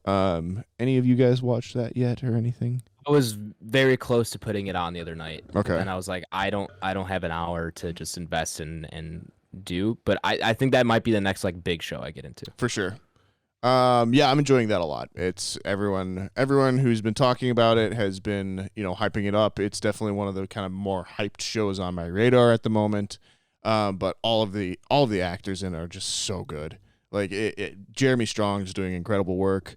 Brian Cox always does awesome, but everyone in there is really, really great. So do recommend. It's not gonna be for everyone. It's definitely very kind of wordy and also is like categorically and undeniably about horrible people, but it's so damn like pitch black comedy. It's just, yeah, I enjoy it. But that's it for me. That is my list. Cool. Good list. Solid list. Way to bring us home, man. Thanks, man. You said you were gonna, and you You delivered. I brought us home. We're home now. Home to Soho. Welcome, listeners, to the main review segment here at Back Row Banter. Nathaniel, if the listener here is new, or maybe they've just forgotten, can you give them a rundown of how our review segment works? What up, folks? I missed you. It's been so long since I last talked. But Like a whole week. yeah, it's true. If you've forgotten, or if you're first time listener here, how our main review segment works here at Back Row Banter is it is broken down into two different sections. There is the non-spoiler section, and then there's the spoiler section. It's pretty self-explanatory. In the non-spoiler section, we'll go over the movie, dig into its IMDb page, who directed it, who wrote it, all that good stuff. We'll go over the IMDb plot summary and see how that leaves us, and then we'll go around, get our first reactions and kind of initial thoughts. At the end of that point, we're all going to decide, would we recommend this movie, yes or no? Has to be a yes or no answer. From then on, it's going to be spoiler time. I'll play the spoiler warning. Sounds like this. And you'll know we're in spoiler time. So if you don't want to know any more, stop listening. But do come back where we will rank everything on our Entropy list, which is our big list of everything we've watched on the podcast ranked. That being said, Adam, kick us off. Tell me more about Last Night in Soho. I would be happy to. This is, of course, a new movie. Came out about 3 weeks ago. Directed by Edgar Wright. Rated R, 1 hour and 56 minutes. Nice, solid runtime. Doesn't quite hit 2 hours. Get in, get out, get what you need. Like I said, directed by Edgar Wright. Story is by Edgar Wright, and the screenplay is by Christy Wilson Cairns. Cairns? I don't know how to necessarily pronounce that. Cairns? Okay. Well, she wrote 1917 is the biggest thing I can see here on her IMDb. Pretty good movie, I would say. Pretty good. I like 1917. Yeah, it's okay. Yeah, pretty good. I mean, it's okay. No, that's a good movie for sure, and does a decent job here. We'll get into that. Starring Thomasin McKenzie, who we've seen. Have we seen her on the podcast yet? She's in Jojo Rabbit and Old. Jojo Rabbit, Old. There's one other one I thought I saw on her IMDb, but maybe not. She's good. Yep, first time on the pod. First time on the pod. Welcome. Anya Taylor-Joy, not her first time on the pod, I want to say, but I think it might be. It actually might be, yeah. We talked about her for Queen's Gambit a lot. I'm pretty sure. Yeah, exactly. That's probably why I think so. But talked about that. We've talked about The Witch before. True. Witch, Queen's Gambit. She's in Split. She's in quite a bit. Good for her. She deserves to be, of course. It's surprising, actually, now that you say that. She's the first one. Yeah. Or that this is the first one. Yeah. We probably should maybe get to some of our other stuff. It's good. Matt Smith, who I know originally, of course, as one of the new Doctor Who's. He was kind of the one that I started. Well, I haven't seen a ton of Doctor Who, so I should clarify that I'm not a big Doctor Who fan, but he's like the one I watched and liked a lot. So you got him. He's also in. He's been in a bunch of stuff. I can't even just like name like one thing. You'd be like, oh, you know him. Doctor Who's probably his biggest thing. He's been in a lot of stuff since then, and he's going to be what's his name? Daemon Targaryen in House of the Dragon, which we've correct, before, of course. And definitely a good performance here. We'll talk about that, of course. And then Diana Rigg is probably the last honorable mention here. She is in Game of Thrones as Lady Tyrell. Tyrell, yeah. Yeah, Olenna Tyrell. She's been around for a long time, and she's great in this as well. So those are your top 4 cast members there. I've not seen anybody else unless I'm missing someone worth mentioning here, Nathaniel. Terrence Stamp, is he? I feel like I've heard that name before. Terrence Stamp is very famous. Yes, very famous. So maybe I should have mentioned him. He was further down the cast list. I kind of just forgot about him for a second. But yeah, he's there as well. I always remember him from the Haunted Mansion movie. He's the butler in that movie, yeah. Did you guys ever see that? The Eddie Murphy Haunted Mansion movie? Came out after Pirates of the Caribbean. Yeah, I've seen that before. I know what you're talking about. I just don't think I ever saw it. There's one scene in that movie where he goes into a bathroom and he like ducks out of frame and then pops back up and his reflection in the mirror is missing his skin, and it's still one of like the top 10 scares of my life. Like it is so out of the left field and like totally different tone from the rest of that movie. Google it. I'm sure you can find it on YouTube. There's probably I don't want to Google it. I don't want to. It's very funny. I don't need to. Well, anyway, the IMDb summary reads as follows. An aspiring fashion designer is mysteriously able to enter the 1960s, where she encounters a dazzling wannabe singer. But the glamour is not all it appears to be, and the dreams of the past start to crack and splinter into something darker. Good IMDb summary there. I like it. I honestly don't know how much there is for me to fill in here. Our main character, what's her name? Eloise. Eloise goes by Ellie. She moves to London, become a fashion designer, is going to school for that, and she's kind of a clairvoyant in some ways. It's kind of established early on that she has some kind of ability to see the dead, I guess, and so she finds herself connected to this murder mystery of the past, and it's kind of how those events unfold. Don't want to say too much more than that because you kind of quickly get into spoilers there. So that's kind of the gist. It's switching back between 1960s London and modern day London, which I thought was done really well and looked really good. Like that part a lot. But what are our thoughts here, guys? It's currently sitting at a 7.5 on IMDb, which is above average, I would say, for sure. It doesn't sound good saying that, but like, Right. definitely solid rating. Yeah, man. Curious to see. I'll take a stab at it first. I like it. It's definitely fresh in my opinion. I would say it's kind of hard to put it as. I mean, is this like a thriller? Is it a mystery? Is it a horror? It kind of has all those elements, and that's nice when movies have that.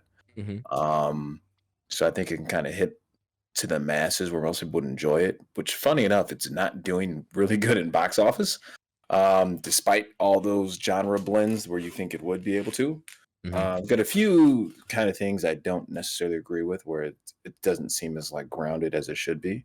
But overall, I do like it. I want to watch more Edgar Wright because I have seen some of his films, but obviously we went on earlier. I haven't seen Scott Pilgrim vs. the World. I know he's notoriously held high for that one, so I want to get in there and kind of see some of that stuff. But it's nice to see him take a stab at horror. I think it's pretty good. Really quick, I think you should watch Scott Pilgrim, but I don't know if you would like it. Sure. I don't know if that's a Blake movie for me. Okay. So I agree with you that this movie didn't want me to go watch more of his, and I've seen Baby Driver and Scott Pilgrim. I don't know if how much more I've seen of his, but I do want to go watch more, and I think you should watch Scott Pilgrim. I just be cautious and set your expectations appropriately. I don't know if that movie is one I would consider like a BlakeHolder. Okay. Fair. I saw the cast on that though. The cast on it is crazy. Yeah, the cast is crazy. Okay. You don't expect some of the people that show up. It's still good. I like it. Okay. Yeah. I'll see if I can find it. But yeah, that's kind of my thoughts. So I mean, anybody else care to jump in? And obviously we'll deep dive once we get to spoilers. Yeah. I can go. Go for it, dude. Okay, no objection. Sustained. Yeah, I would say that I actually like this fairly well. I don't know how it's doing in box offices, as Blake said, but he says it's not doing that great. So I don't know what you people are thinking, but it is also outside of October. But it did come out. Did it come out in October? Yeah, it came out Halloween. Oh, okay, yeah. So then whatever. We're late. But yeah, I actually like this a lot. I think it was some pretty cool shots as far as going back and forth between the two time periods. I think the overall acting was really, really well. Anya Joy Taylor, right? Yeah. Taylor Joy. Sure. She's been really great. We've seen her, like you guys said, in Queen's Gambit, and she's obviously been in some other things. She does a really good job, so I like her. She's always got like a very strong facial acting, I guess you could call it. But I agree. Yeah, so she can do some really, really good things. Another one you get in there is that Terrence Stamp. He's been around for quite some time, and he's even actually done some voice acting for Halo, which is pretty funny. The theme of the episode. That's the theme of this episode. Yeah, right, exactly. Background theme. I think he was the voice for the Prophet of Truth, Adam. He is. Yep. So I'm looking at his IMDb right now. So that was pretty cool. He's also in Wanted. But yeah, he did a really good job in his little role that he played. And then Like you guys said, Matt Smith. I also know Matt Smith as a doctor. That's kind of how I was introduced to him, and I think he does a phenomenal job in pretty much everything that he's done. So I'm a big fan there. But yeah, overall story was good. I think this movie looks pretty good. I know when we were first initially looking at this, we were a little worried about the CGI, but it really isn't a whole lot until you get towards the end that we can talk about. So it didn't really affect it as much as I thought it was going to. So overall, I'm pretty pleased. Cool. Yeah, I think. Nathaniel, I'm very curious to hear what you have to say. Oh yeah, I like this. I like the movie a lot. I saw it a couple weeks ago. I did not actually go back and see it again. I just kind of read a refresher of it and everything. Gotcha. So yeah, I am coming to it a little bit later, but I enjoyed it a lot at the time. Yeah, I enjoy most of what Edgar Wright does. I think he is one of the best directors with his camera kind of working currently. The way he decides to shoot stuff is awesome, and he's always experimenting with it and coming to his movies with a real visual style and sense to go along with them. And I think this is just, again, reflective of that as well. Story is definitely, one of those things that you're either going to be along for the ride with, or you're going to be off at around the 3/4 mark. But overall, I think that's great. As we've kind of talked quite a few times a bit at this point, all of the actors are great. I think Edgar's got a couple of aces up his sleeve, and two of the kind of better actors of the kind of up and coming generation, at least so far, in Anya Taylor-Joy and Thomasin McKenzie. And then obviously you got like seasoned pros, like we've talked about, Terrence Stamp, Matt Smith, I want to say Olinda Tyrell, Diana Rigg. Everyone on there is doing great work too. So big. I think 7.5 is probably a pretty good score. Kind of what it's been going right now. I tried to kind of temper my expectations for this one. I think I was hoping for, more in kind of that 8.5, 9 range. But overall, I think this is still a really, really great movie and definitely worth your time if you're considering going out and seeing it. Yeah, I love and hate this movie at the same time. This movie grabbed me more than any movie has recently in the first half. And then it hits a point where it slowly but surely steadily loses almost all of that towards the end. And I'll definitely get into that more in spoilers. But overall, I did really enjoy this movie. There's enough there where I can come away positively from it, and say that I enjoyed it, say it's a good movie and everything. But there are some issues that I'll get into where it's just like this has the potential to be one of the best movies of the year for me. And it missed that in the latter half. But I think the directing is the biggest thing for me. This movie looks incredible, and it never it never feels stale in what it's showing you, at least. And as Nathaniel said, the camera work, the style, just everything it goes for. It's awesome just to watch this movie, and you never are really bored with what's going on screen. And even though at some points you should be, there are some points in the movie where it's like other movie, or if other directors or whatever had tried to, do this story where you probably could have lost some viewers, but just because of how it's shot, I was always just visually attentive and just wanted to be looking at what was going on screen, whether it be the details that are added into the background of certain shots, or how the camera's moving, or how it's transitioning in between shots and locations. Like there's just so much going on visually that I really, really enjoyed, and that stayed true throughout the film, all the way through, regardless of how I felt like the story or the movie itself ended. The visual aspects of it were definitely a highlight for me, and that's true throughout. Yeah, I would agree with that.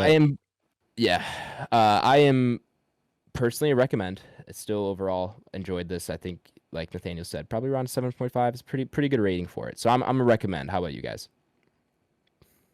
Yeah, definitely recommend for me.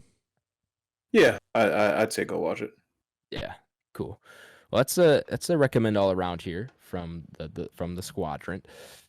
If you have not seen Last Night in Soho, we're about to head into spoilers here, guys. So if you've not seen it, go ahead, check the episode description. I've left a timestamp you can jump to, so you skip over the spoilers. Well, you'll be taken to a ranking of the movie up upon the entropy list. Hop on.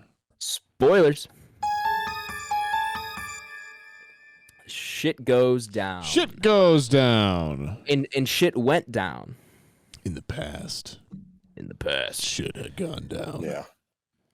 I was getting a little bit of like reminiscence vibes, you know? Okay. Oh, okay. Yeah. Not really. Just the fact that we said shit went down. I think we said the same thing. Did we? Reminiscence, and that would just popped in my head. Yeah, I don't know. Kind of similar, not plot lines at all. Really, more but- than anything, it kind of I kept hearkening back to *Malignant* in some ways. I think for me, in some of the visual references. Okay. See, I could agree with visually that. to me, it looks very Mike Flanagan-esque. Okay. Okay. So like that's immediately what I grabbed. See, like the way the ghosts look Okay. and everything, like in certain shots, and actually not in certain, like in a handful of shots, you can see like stuff in the background.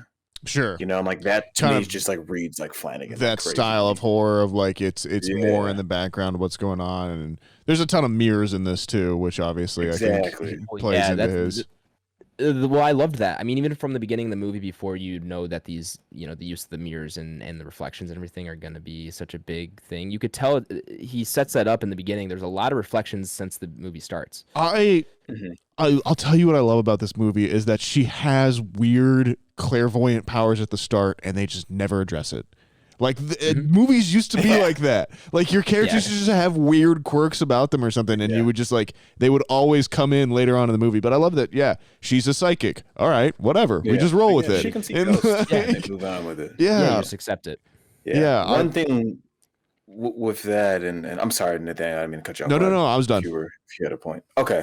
I wanted to say one thing I did like to your point with that and her having some powers. And I think this movie kind of harps on like mental health and things of that nature as well. But you could probably allude that her mom had the same powers and that's why she committed suicide. Definitely. Right? Is that? Yeah. Okay. Yeah, that was definitely my So- reading as well. And London is a city of ghosts. It's probably one of the most like populated piece of lands in history. And so there's just Sure. always, that kind of idea that as you walk around, you are in the same places where just millions of other people have been all the time. Yeah, Mhm. I mean, Miss Collins, whatever you want to call her, has that line where it's like someone's died in every room. on Yeah, every corner. yeah, it's Yeah. London. Yeah, everyone's died Yeah, somewhere. and I was like, that seems like a bit of an exaggeration, but honestly, is it? Like that city's been around for Yeah. centuries. Like it can't be that far off. No, I enjoyed that. Did you guys pick the twist early on? I didn't. Yeah, I know. So I'm not gonna say I called it immediately. I did kind of pick up. It was weird when she mentioned that there was no men allowed. Yeah. That was kind of like, that's strange. I But I didn't put it together immediately. I put it together that she was her. I just did not. I did not call the Terrence Stamp twist or the murder twist until until it was happening. What leads you to putting that together? Excuse me. Just it was one of those like movie things of just being like, well, you don't get a big name actor like Diana Rigg and have a time travel story and not have her connected in some way, kind of thing. Right, right. Point. So Yeah, it's I kind of remember that. you kind of mentioned that in Hereditary. Yeah, with that- Joan. Oh or yes, whatever. yeah. So that kind of paratext reading, I think, is part of it. But Okay. yeah, no, I think. Did you? I really liked the club scenes. Something we haven't really talked about so far, and the song choices that they had and everything. 1960. Soundtrack, great. Yeah, the 60s look amazing in this. Yeah. I think, yeah. I mean, all of the kind of the nightclub era and everything was really good. I really liked. I don't know if that's actually Anya Taylor-Joy singing, but that was really cool. That whole sequence. Yeah, that was Yeah. great. If so, that's impressive. But yeah, I don't know if I'm a big fan of the twist though, to be honest. I think I would have preferred if it was just kind of kept as this like almost like detective X-Files mystery type thing. Okay. And I trying agree. to figure out like what happened and yeah, I think I would have liked it better if it stayed if it kept down that path. Yeah, I'm gonna jump on that because that kind of leads me to the point I was talking about in non-spoilers is where this kind of movie leads me or Right. loses me. Like I'm watching this movie and it starts off a tad bit slow, but picks up pretty quick, and from there on, I was like, all right, I'm really really into this, and they were just doing so much where I could tell there's a lot of thought going into like what they were kind of setting up with this whole thing of. There's just a lot of commentary there about the I don't even know how to word this properly, but like I want to use the term male gaze, but that's not the right term to use, but something along those lines of like just the gender dynamics between men and women, both then and now, and drawing a lot of comparisons to things going on in modern day where it's like we feel like we're getting more and more equal, and things are getting better as far as like the Me Too movement, stuff along those lines, and kind of drawing that back into the 60s, but then also seeing that there are some parallels still present in the modern day, and kind of doing that back and forth between them. And I was like all in for this, and I'm loving everything they're kind of setting up in that direction.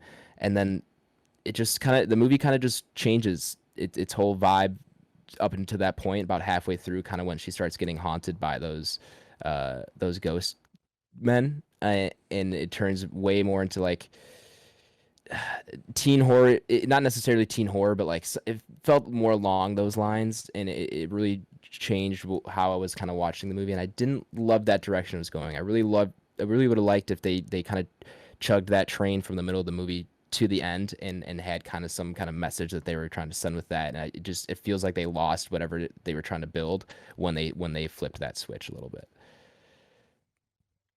I see what you're saying, Adam. I don't know if I necessarily agree with it, because I didn't come away with the same reading, I think, where I viewed it more as it was like this, there was definitely the element of gender dynamics in there, and that idea of like how it really hasn't changed. But I thought it was more of the commentary on like this decision not to romanticize the past. And that to understand that the past is A, a lot more recent than you think it is, and B, was not near, and that we always kind of look at it back with this rose-tinted glasses, and that the reality is that the same issues that we are fighting today have been there since then, and that it is kind of that kind of you're tired and exhausted because you're still fighting that same kind of setup as well, and that kind of thing. And so I guess maybe I didn't have that same kind of breakaway reaction that you did on there, but I can also see where you would end up at that point too, where if you're just not on, if you're not on board at that point, or if you're coming at it from your perspective, it would change overall. Okay. Yeah, I honestly hadn't thought about it in the along the lines of like romanticizing the past, but I do like that a lot actually, now that you kind of bring that up. But I would say now, even from that perspective, looking at what happens in that second half of the movie, it still doesn't really align with that all that much for me at least. But that I like that interpretation as well, and I think we're kind of along some of the same lines there. Right. But yeah, it didn't finish as strongly as I was really really hoping it would, because I was halfway through this movie, I'm like, this is probably the best thing I've seen almost all year, maybe. Okay.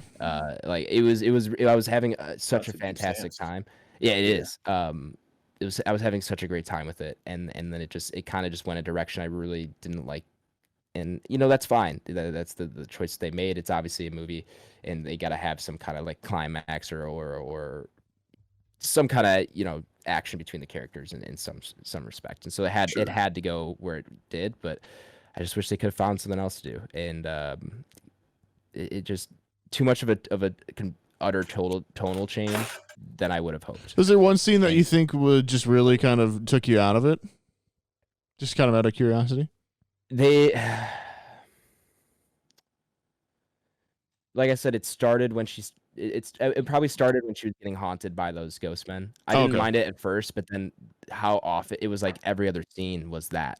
Okay. And I don't mind. Like I said, I don't mind if that. I liked it with those ghost dudes. Like I liked when they first showed them, and then it was like you see them constantly throughout the rest of the movie. Got it. I just didn't need all of it. I didn't need all of that. So that's kind of one thing I could point to specifically, I would say.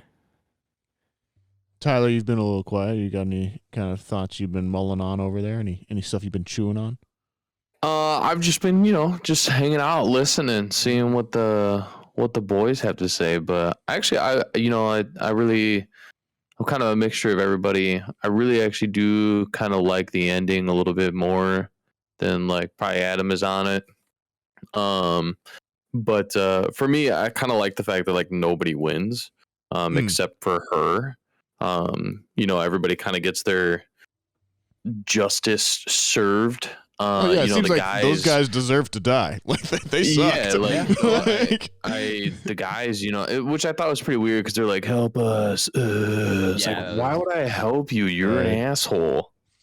But like, I get your soul is like stuck in this weird house, but I also like the fact that she, Alexandra was, the older lady.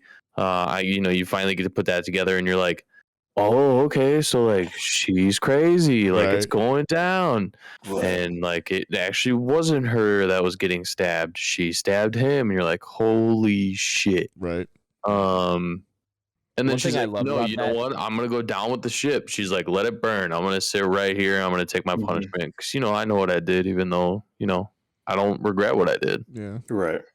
The one thing I love about that reveal is so she goes through those letters, and they later on give you like a close up shot, and you read Alexandra Collins, but like as she's going through the letters, you can see really quick that it's addressed to her. And at that point, I'd already known that it was her, so it wasn't like that much of a shock. But I do love that little detail where it's like, oh, she's flipping through the letters, and just really quickly you can see her full name, and it kind of reveals the rest of the scene. And then obviously they give you that close up shot of it later, which I wish they didn't give, just because like you don't need that. You already gave us the one.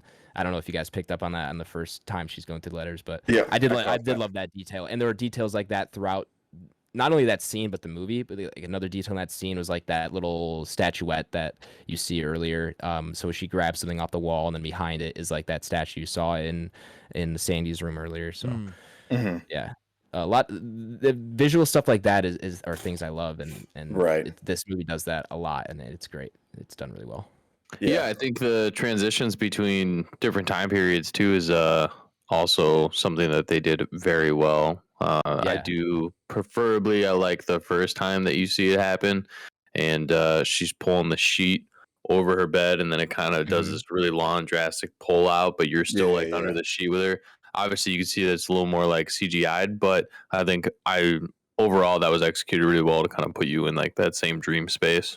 Well, not only just the transitions between the past and the present, which I agree are great, but like because there are dream sequences when they go back to the past, they have a lot of fun playing with how they transition between scenes within that. So like there was one shot I remember where I think Sandy and Jack are on the street kissing, and then the camera zooms back, and then you kind of go through like a window pane that you think is a telephone booth, and it ends up being her bedroom window, and then they're just back into the room. Like that was one that stuck out to me, and there's a few more of those throughout the film. But like I said, visually this film just keeps going, and you never get bored of what we're watching. Yeah, the mirrors are cool. The colors are cool. I do like the fact that you yourself, while you're watching it, you also kind of get this sense of you don't really know if you're in the real world or in the dream world. And I think a lot of that has to do with like the lighting, especially the neon light outside our house. You're getting those constant flashes of red and blue and white, and you get that kind of constantly throughout the transitions, and you get it constantly when you're in different dream spaces or real world. So it's cool because you're also kind of transitioning through those as well, and you're like, well, this is pretty great because I don't know, it's all crazy now. Yeah I'm with you guys for the most part. Like I said, I do enjoy it. There are a few things that I feel like it's not as grounded as it should be. So I mean, like one of the biggest things is, I mean, like obviously she's going through some things and personally, so she's mentally unfit, but like how the fuck are you not expelled after like attempting to kill somebody in the library? It's like something like that just drives me insane. You know what I mean? To do that, and then like she's still able to have the fashion show, and that's awesome. She's able to do that, and turns out to excel at that. But like that's something like, I don't know, you've done that, you like ran out of class twice. You know what I mean? Like eventually, like there's got to be some type of repercussions. Blake, Blake, you clearly never took any art classes in college. I guess you could say that. People try to kill people all the time at liberal arts school. People are running around, leaving classes, having a breakdown. No, but I can see where you're coming from there for sure. Yeah, especially the pulling the scissors and like almost Yeah. stabbing the lady. Like there was no consequences for that whatsoever. But Yeah, but fuck it that is what chick. it is. Yeah, I mean, I agree. She was Jocasta? she was an asshole. Jocasta? Man, Right. once I heard her name, she was just gonna go by Jocasta. I was like, I Yeah. hate this girl. Right. You will almost be like, I wish she just would have killed her. You know what I mean? Yeah. But, Oh my god. So yeah, so that was cool. And then when she finally did the fashion show and she did well, and then you can see even Jocasta kind of just like throwing shade, and not really congratulating her. So that was cool. How did you guys feel about like her love interest? John. I forgot his name. John. Yep. John. I liked it. I Yeah. think they built that up rather well and rather appropriately, and they don't overuse him at all, and they don't. He has a very specific purpose in the movie, and he just fulfills those roles to the T. He doesn't do. He's not overused or underused really. The one thing I will say is, he seems to always know where she is. He's just in the library. He shows up and we're all studying for a test. All right, what test? It's an art class. Yeah. Like, I Well, don't know. she's a clairvoyant. Maybe he's Maybe. telekinetic or whatever. Maybe he's got some of the shine in him. There you Maybe this go, is all- yeah. Yeah, maybe Spin-off. come back. This could be a movie. Maybe in the he's universe, Scatman though. Crothers' son. He could be. Honestly. He could be part of Scatman's family. Yeah, Uh-huh. could be, man. And also, so I remember when he goes to Sandy's house like later, right? She's like, "Hey, if I don't come out, and 15 what time is it? minutes. Because, yeah, come on, 15 Yeah. minutes, come get me." Nonetheless, he goes in there. Long story short, Sandy stabs him, and then he's like slowly like bleeding out. And then they have like the fashion show like for the end of the scene, and Thomas McKenzie still has like the bandage on her hand from grabbing the knife. And he was just like fucking gutted. Yeah. There's like nothing wrong with him. Yeah. He's standing up applauding. I'm like, this Yeah, man I'm just like, cannot what be the hell is serious. going on? Yeah, so just stuff like that. It's not huge, you know what I mean? But it's just funny to me. Yeah. Yeah, I didn't even catch it that certainly one. stands out. That's a good No, one. you're right. I thought the same thing. I was like, this man just got stabbed. Yeah, and especially when you see her hand still wrapped. So I'm Yeah, like, okay, yeah. So they definitely noticed that, but Yeah. I don't know. But I like him though. Good guy. Yeah, good character for sure. All right, do we have much more to say here? We've been through a lot. I feel pretty good about our discussion. I agree. Well spirited, well documented. Any closing thoughts, or are we good to get out of here? I'd say one closing thought just on the segment of the film and Anya Taylor-Joy. I'm glad she took the role of like the past tense Sandy. Where like just with the actress she is, like I feel like you would assume she would be the role of Thomas McKenzie's character, Like a main right? And character. be like, yeah, you know, yeah, so Louise. I like to see that, and just kind of get a different role for her because yeah, she's awesome. She's done a lot of stuff in horror as well. So I mean, I'm a huge fan of hers, as you guys know. So yeah, that was certainly good to see her back on screen. Yeah, and on top of that, Anya Taylor-Joy probably the standout performance, but Matt Smith was also incredible in this. He gives you so much in the beginning where it's like you obviously know he's kind of a bad guy if you've seen a trailer, and so that's kind of established, and I knew that, but like even then I couldn't help but be like somewhat charmed by the way he was playing that character in the beginning, where you are charmed by him, but you also see the sinister in him, and he played that line so well, and then you kind of see that slowly, lead more towards the evil end, but. Yeah, he stood out to me as well. Matt Smith for sure had a great performance in this one, which we kind of expect at this point. But it makes me even more excited for House of the Dragon. So, all right, I think that's going to be it for spoilers here. So, welcome back, listeners who skipped over the spoiler segment of the podcast. We're going to go ahead and rank Last Night in Soho up upon the Entropy list. For those of you who do not know, the Entropy list is Back Row Banter's official list of every movie we have reviewed, regardless of genre, regardless of anything else, all on one fantastic list. This is essentially how we rate our movies, rather than do it out of 5 stars, out of 10, whatever it is. We throw all the movies we review on a list and see how they compare to one another. If you'd like to reference the Entropy list for yourself, you can do so by checking the episode description, where it is linked to my Letterboxd.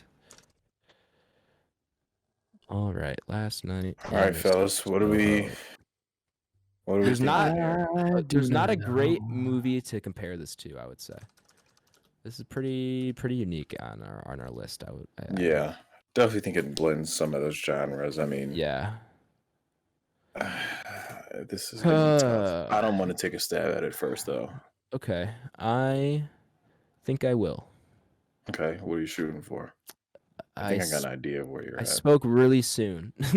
I spoke very, very soon as I like scrolled down a little bit more than my initial ranking. I think I can't go that high. I think I'm gonna put it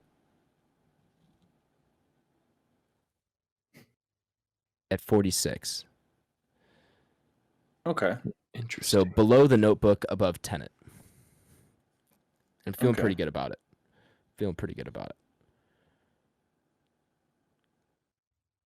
It could go higher. My original gut reaction was 40, above No Time to Die. Okay. But I think I feel better at 46. My milestone was like Malignant. Yeah. Yeah. I knew somebody was going to say it was above Malignant. I knew it. Well, Malignant's currently at 32. Yeah. How far above Malignant are you going here, Ty? I think it was just gonna be like just better than Malignant. So 32. Okay. So 32. Yeah. Above Alright. Frozen 2, or excuse me, below Frozen 2, above Malignant. Yeah. Not a bad spot at all. Nathaniel? I've got this at 29. Really? Wow. Yeah. Okay. Right below Weathering with You, right above Paid in Full. Okay. Okay. I mean, granted, it's also been the longest out of all of you that I've seen it, but yeah, I think I don't know. I just had it up there. I like this movie. Yeah, no, I hear you. I also like this movie. I'm shocked that I'm this low, like the lowest one so far. I thought I would be one of the higher ones, but I'm glad you guys are liking it.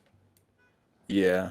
I think, did you want to elaborate more on that, Nathaniel? No, that's just kind of, I guess, where I have it. I think it's just not quite as good as Weathering with You. I think it's a little bit better than Paid in Full. Malignant's definitely the one I think that I would going back, that's one that I think is, no, it's a little bit different. Waz is making comments on it from the side over there. Sorry, that movie's gonna age like fine wine. Though, hey, no, I love Malignant. I think it's great. I think it should be in a different spot, but it's yeah. So I got it at 29. Paid in Full. Fair enough. Fair. This is honestly tough, fellas. This is tough. It is. I think I'm gonna. Oh. I might. It's tough, man. I think it's tough because I feel like on paper, The Conjuring 2 and Die Hard should probably be higher. Yeah. But so like I want to place it higher than those two, but I don't know if this is better than either one of those films. I So also Go did ahead. just look at this. I did just look at Die Hard and Conjuring 2, and I think I'm going to switch it back to my original ranking. I think 40 is the better spot. Yep, and I was gonna go ahead and throw it at 40 because You're gonna I go at think it's 40? close to No Time to Die. I think it's light years better than Eternals and Black Widow. Yeah, you're right. I And should then change that. Insidious, whatever, toss up. You know what I mean? Mm-hmm. But I don't know if I can put it above Die Hard, and then I don't know if I can put it above the second Conjuring. Those are both good films. Yeah, the ones that are catching me are The Notebook and Blind Spotting. That's why it's just kind of hard. But yeah, I'm going to switch my ranking to the original idea I had, which is 40. So we have two for 40, one at 32, and one at 29. Let me do a little bit of quick maths here. It's 35. 35? Ah, even quicker maths. All right, 35 it is. Do we want to tie break with Halloween 2018? Or are we just Probably rated higher. I would 7.5. I don't think I wouldn't be surprised if it's not. That's pretty high for a horror Pretty film. close. Halloween 2018 is gonna be at Probably 6 something. 6.9. That's not the right thing. I'm gonna guess 6.9. Yeah. Is it? I don't know. I'm guessing.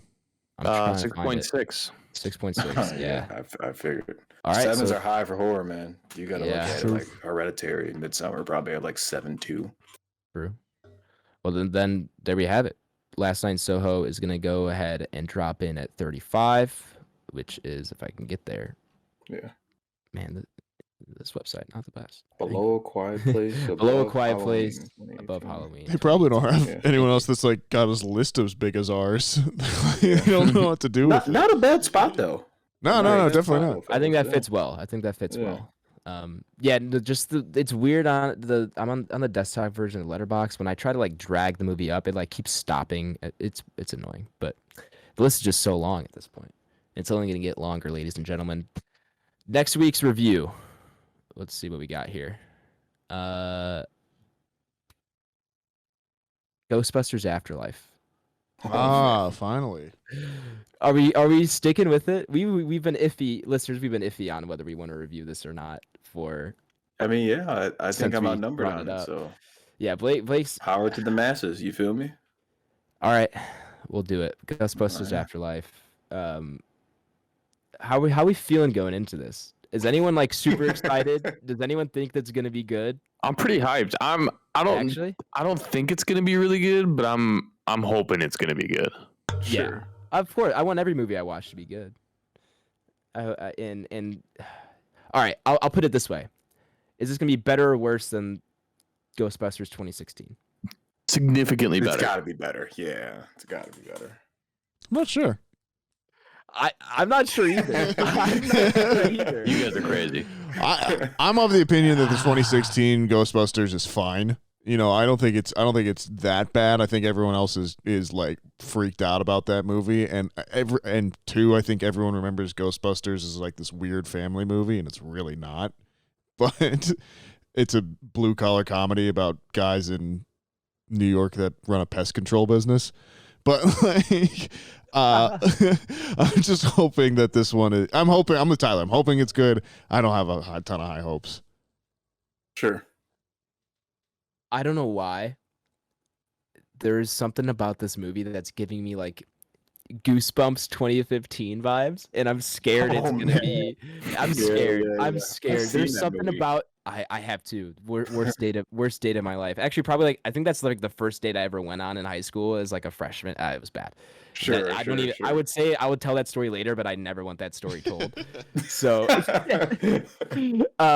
so yeah, that movie's not great. There's something about these trailers that's giving me something along those lines. I can't imagine it's that bad, but yeah. Well, I guess we'll find out next week. So go check out Ghostbusters Afterlife. I believe that's only coming to theaters. So yeah, go check it out. What's next here on the docket? Let me check the show notes here. We got the next topic covered. Nathaniel, 5-star review. We still have that plentiful. We do. harvest, that should last us the winter, hopefully. We'll see. If not, we might start having to eat movies off the Entropy list or something. No, we'll figure it out. So yes, as everyone knows, if you give us a 5-star review, we read that 5-star review out here on the podcast. This week, our 5-star review comes from a gentleman that goes by, or I'm assuming gentleman, could be anyone, Storm Shadow Breaker. And unfortunately, I'm not able to like read the full title. So all it says is these guys are good at WH ... So who knows what it could be? I have no idea what the rest of that word is, but we're good If I at had it. to guess, it's probably these guys are good at what they do. Maybe. I hope so. These guys that's all are right. good at other things. Whatever you want them Yeah, to a lot of fill in the blank. But they gave us obviously 5 stars, and it goes like this. A lot of movie podcasts I listen to seem scripted and boring, but these guys always point out new perspectives on movies that I never would have thought of, which keeps me wanting to hear more.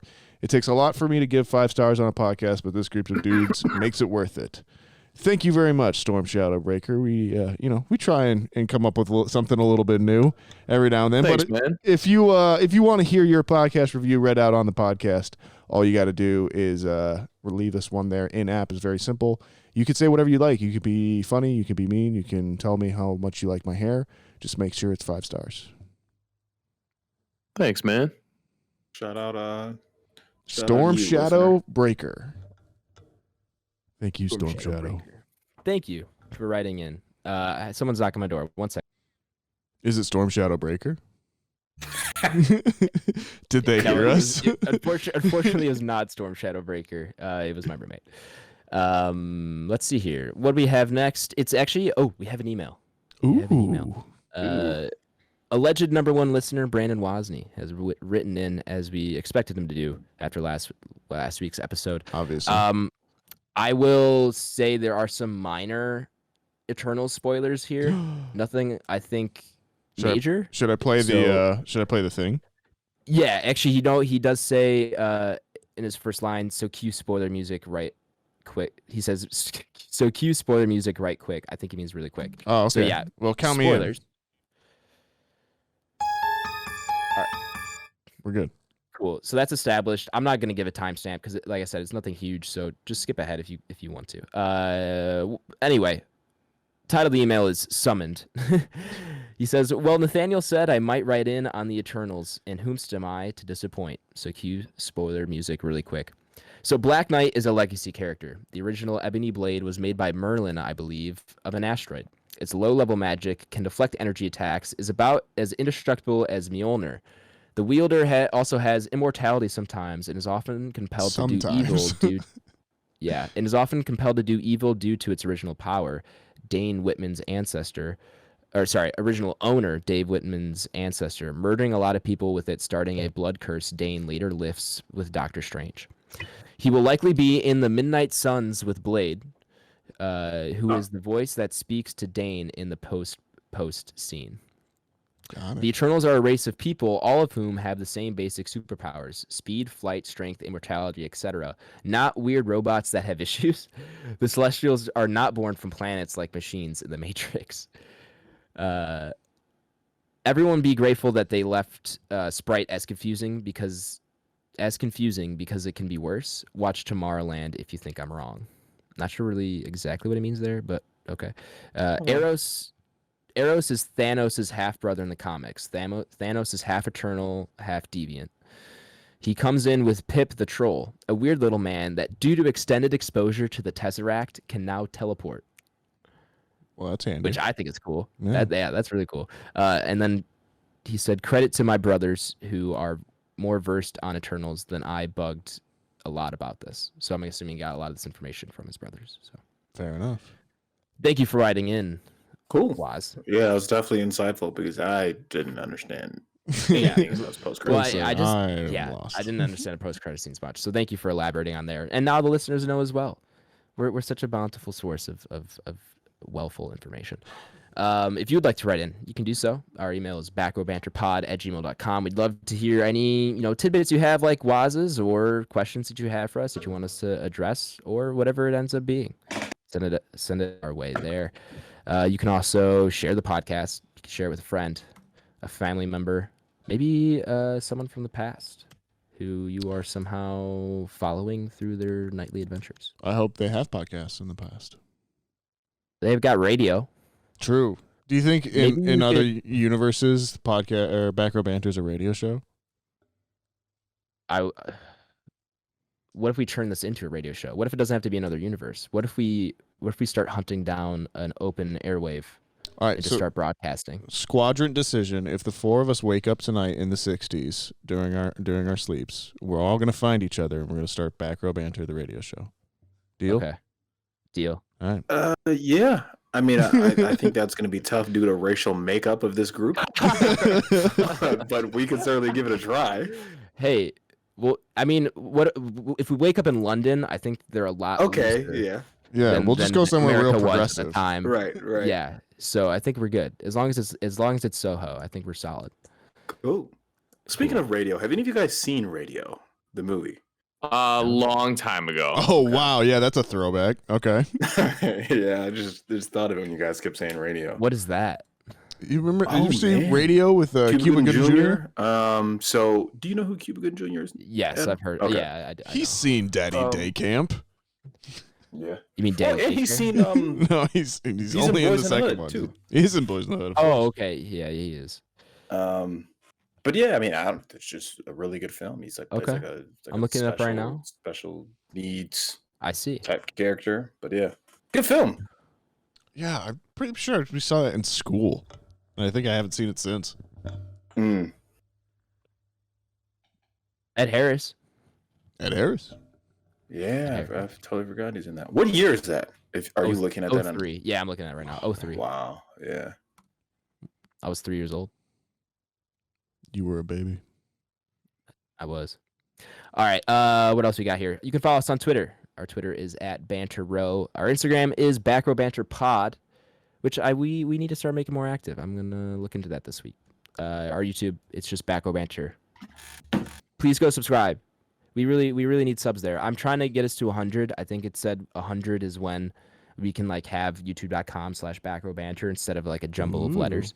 We got to get that at least. Okay, for So, sure. Yeah, for branding purposes. So please go subscribe. Even if it's not your primary place of listening, we'd really appreciate it. And eventually, maybe we'll start doing some videos there. Hey. And you gotta stay tuned. You never know what could happen here at Back Row. But yeah, that's it for the show plugs. Blake, where can the people find you at, my man?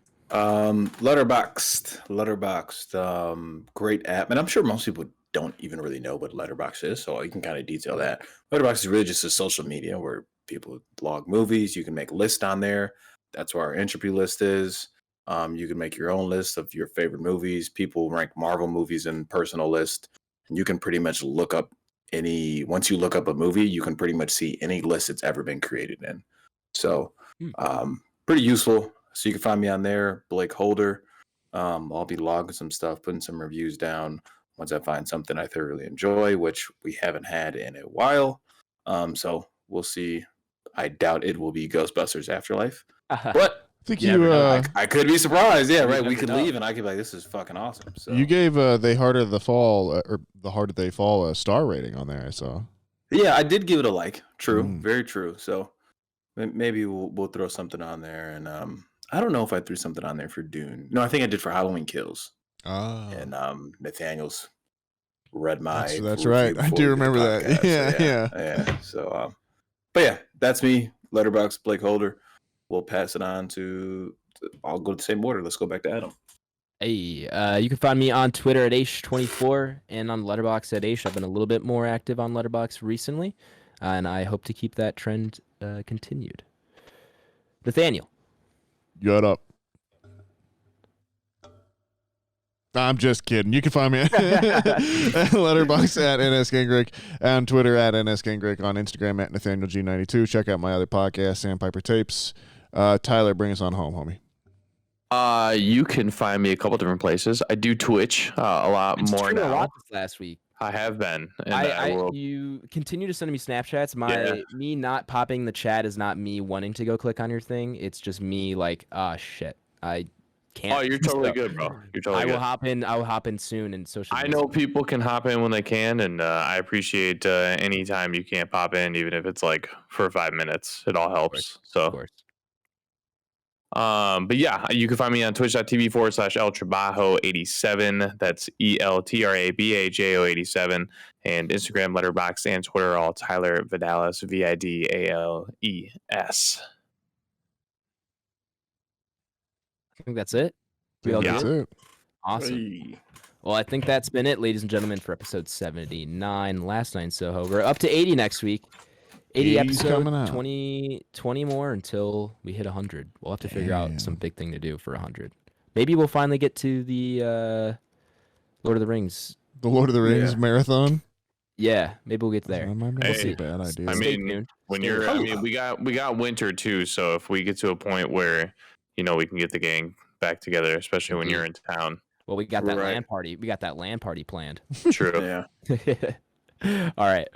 Yeah, but thank you for listening, especially if you've made it this far into the episode. You're my favorite kind of listener, the one who listens all the way through. So we really appreciate it. Join us next week for our review of Ghostbusters Afterlife. We'll be RB. Be excellent to each other, everyone, and we will BRB. Thanks for stopping by. I appreciate any love that you do give us at some point. And be good to one another. You never know where anybody's at in their day, their journey. And yeah, we'll be RB. Hey, thanks for listening. We appreciate the support. Please continue to subscribe. As Adam said, if you guys can go on YouTube, even if that's not your primary listening source, that'd be greatly appreciated. Then obviously with the holidays coming up, everybody, please be nice to each other. Be thankful for everything you have. The holidays are difficult for some people who are missing family members and loved ones. So keep that in the back of your head, and we'll BRB.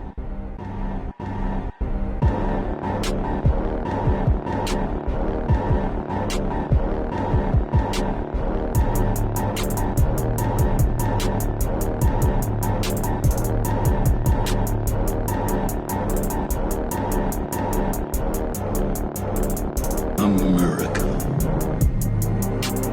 Ready for another lesson. So you guys know, I think I've talked about on pod the theater situation here in Columbia, Missouri, Midmo, Como, whatever you want to call it. It's we have 3 theaters, 3 options. One, GQT Forum sucks ass.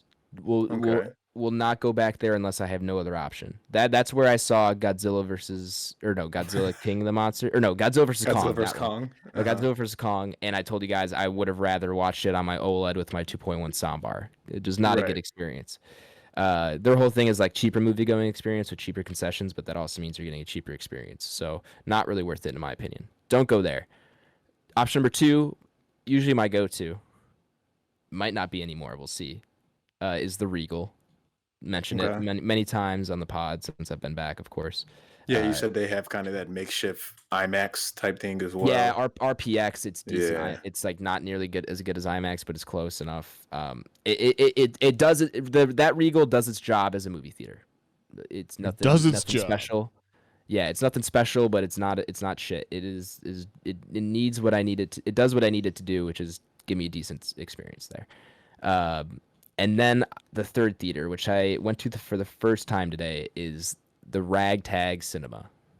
Okay. Now, I've known about this for a while, but I've never gone just because I've always kind of just been told it's like some kind of weird theater. Like there's not great seating. Like it's just actually like weird couches. Like you basically like small room. Like I just had an odd impression of it. I was just never had a lot of intention of going. But they had a matinee showing at 2, which worked best for my schedule today. So I was like, cool, I'm gonna go try it out, at least see if I like it or not. So I go, not at all was what I was expecting. So I walk in. The outside of it has like there's 3 doors. You have your Ragtag's entrances in the middle. To the left is this cafe entrance, and to the right is a vinyl shop. Is it like in a CD strip and mall? vinyl shop. No, it's just one. This is one building, but they're like kind of almost section off, but they're all connected. So like I go in the Ragtag door thing, obviously, because that's what I'm there for. But I go in, and it's the same space and open area and like lobby / area as this bakery.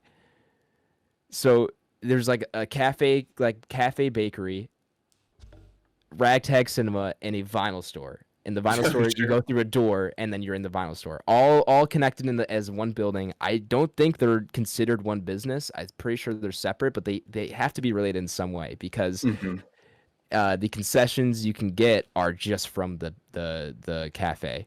But also, in the same lobby area is a bar that is also a part of the cafe. Like they're all 3 connected. So you have your ticket booth here. Next to it, you have your cafe where you can get, whatever. And then there's a bar, which was closed when I went because it was 2. But you could also get like a donut. So you can get a donut. You could get a rum and coke. Right, You a could get whatever. beverage. Like, yeah. You could get all sorts of things. But like you could just go and like go to the cafe and just like sit at the cafe as if it was like a regular coffee shop. But it was all in one. And I was just like, this is kind of a weird experience, but I loved it because I went in, got my $8 movie ticket, and made me prove of vaccination or negative COVID test. You had to do that in order to go. And I was like, I mean, that obviously doesn't bother me, but I was like, that's the first thing I've seen around here, especially in Missouri. You don't really see that kind of stuff anymore.